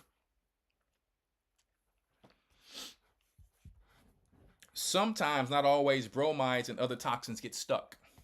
When detoxified bromides, dead microbes or parasites and metals can't get out of your body fast enough, they appear to get trapped on the way out of your body. So that's why I also deal with charcoal maintenance. I probably should start doing it twice a week though, but I don't want to overdo it because it can outdo medication and all that. So you got to be very careful. Okay. But I am taking things like kefir because kefir is sending good microbes and probiotics in my body to help do the job. I take and do so many things that my body is going to be regular detoxing all the time, which is not necessarily a bad thing, but it just has to go through it. I am prepared. I don't know about you. I am prepared to go through whatever I need to go through for years. If I was enjoying Snicker bars, processed foods, sodas for years. So now I should be able to be patient for the healing process for years. If I was available to get this pleasure for years, even through my ignorance. Everyone expects the overnight thing. My knee was not, helped overnight when I was taking MSM. It took me 6 months. And in my mind, I'm like, oh, this is not doing nothing. But I realized, if every cell in your body is made of sulfur, you might not have been getting it for long enough. Okay? So this is when symptoms occur and detox needs to be intensified to release the trapped bromides into your body's detoxification pathways such as kidneys and liver.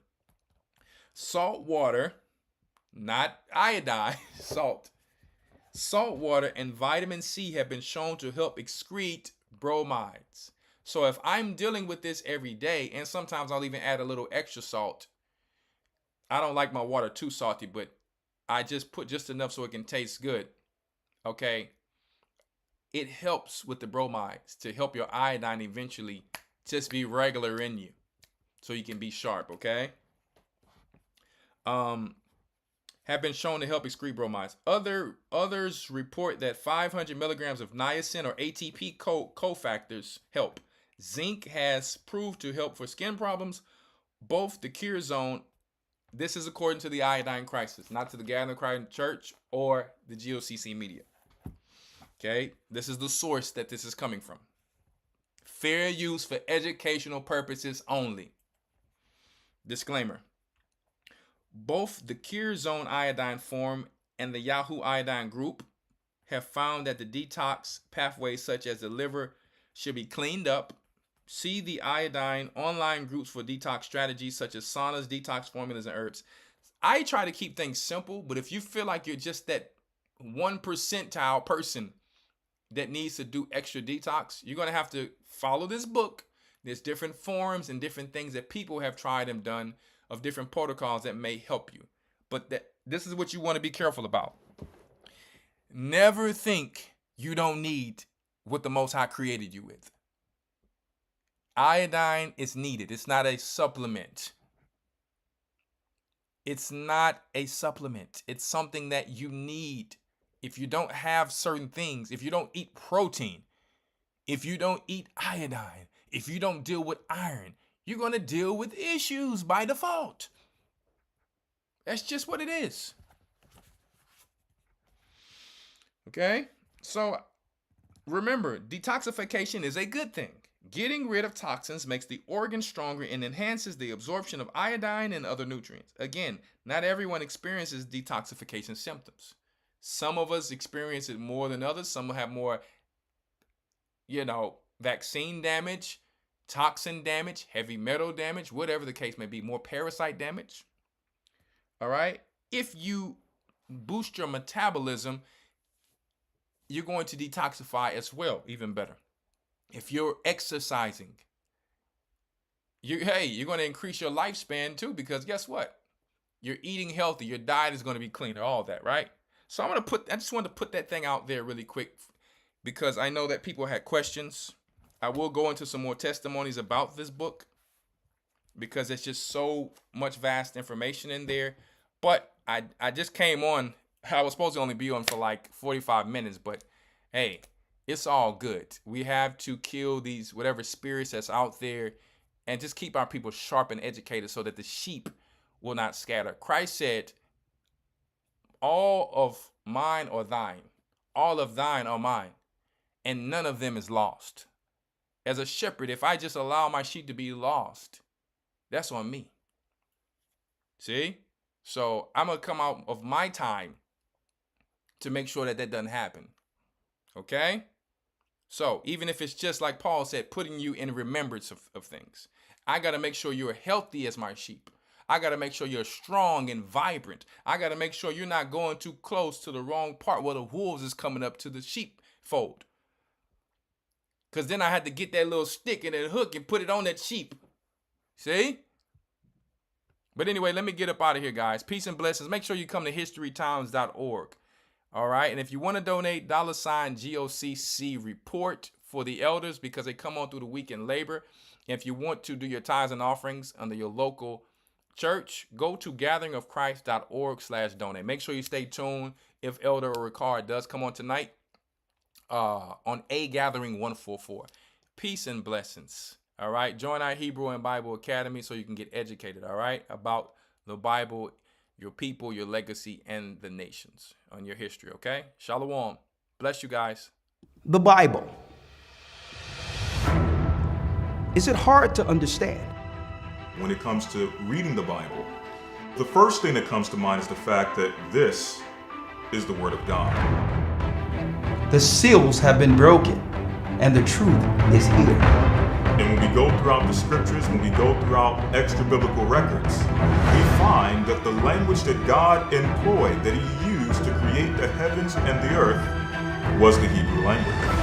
Christ said, I came for the lost sheep of the house of Israel. But yet no one, no religious leader, no religious church out there anywhere can now identify the 12 tribes of Israel. Can we? God is quite simple, but it seems as if man makes understanding Him hard. What are those mysteries? The truth of your book and the truth will make you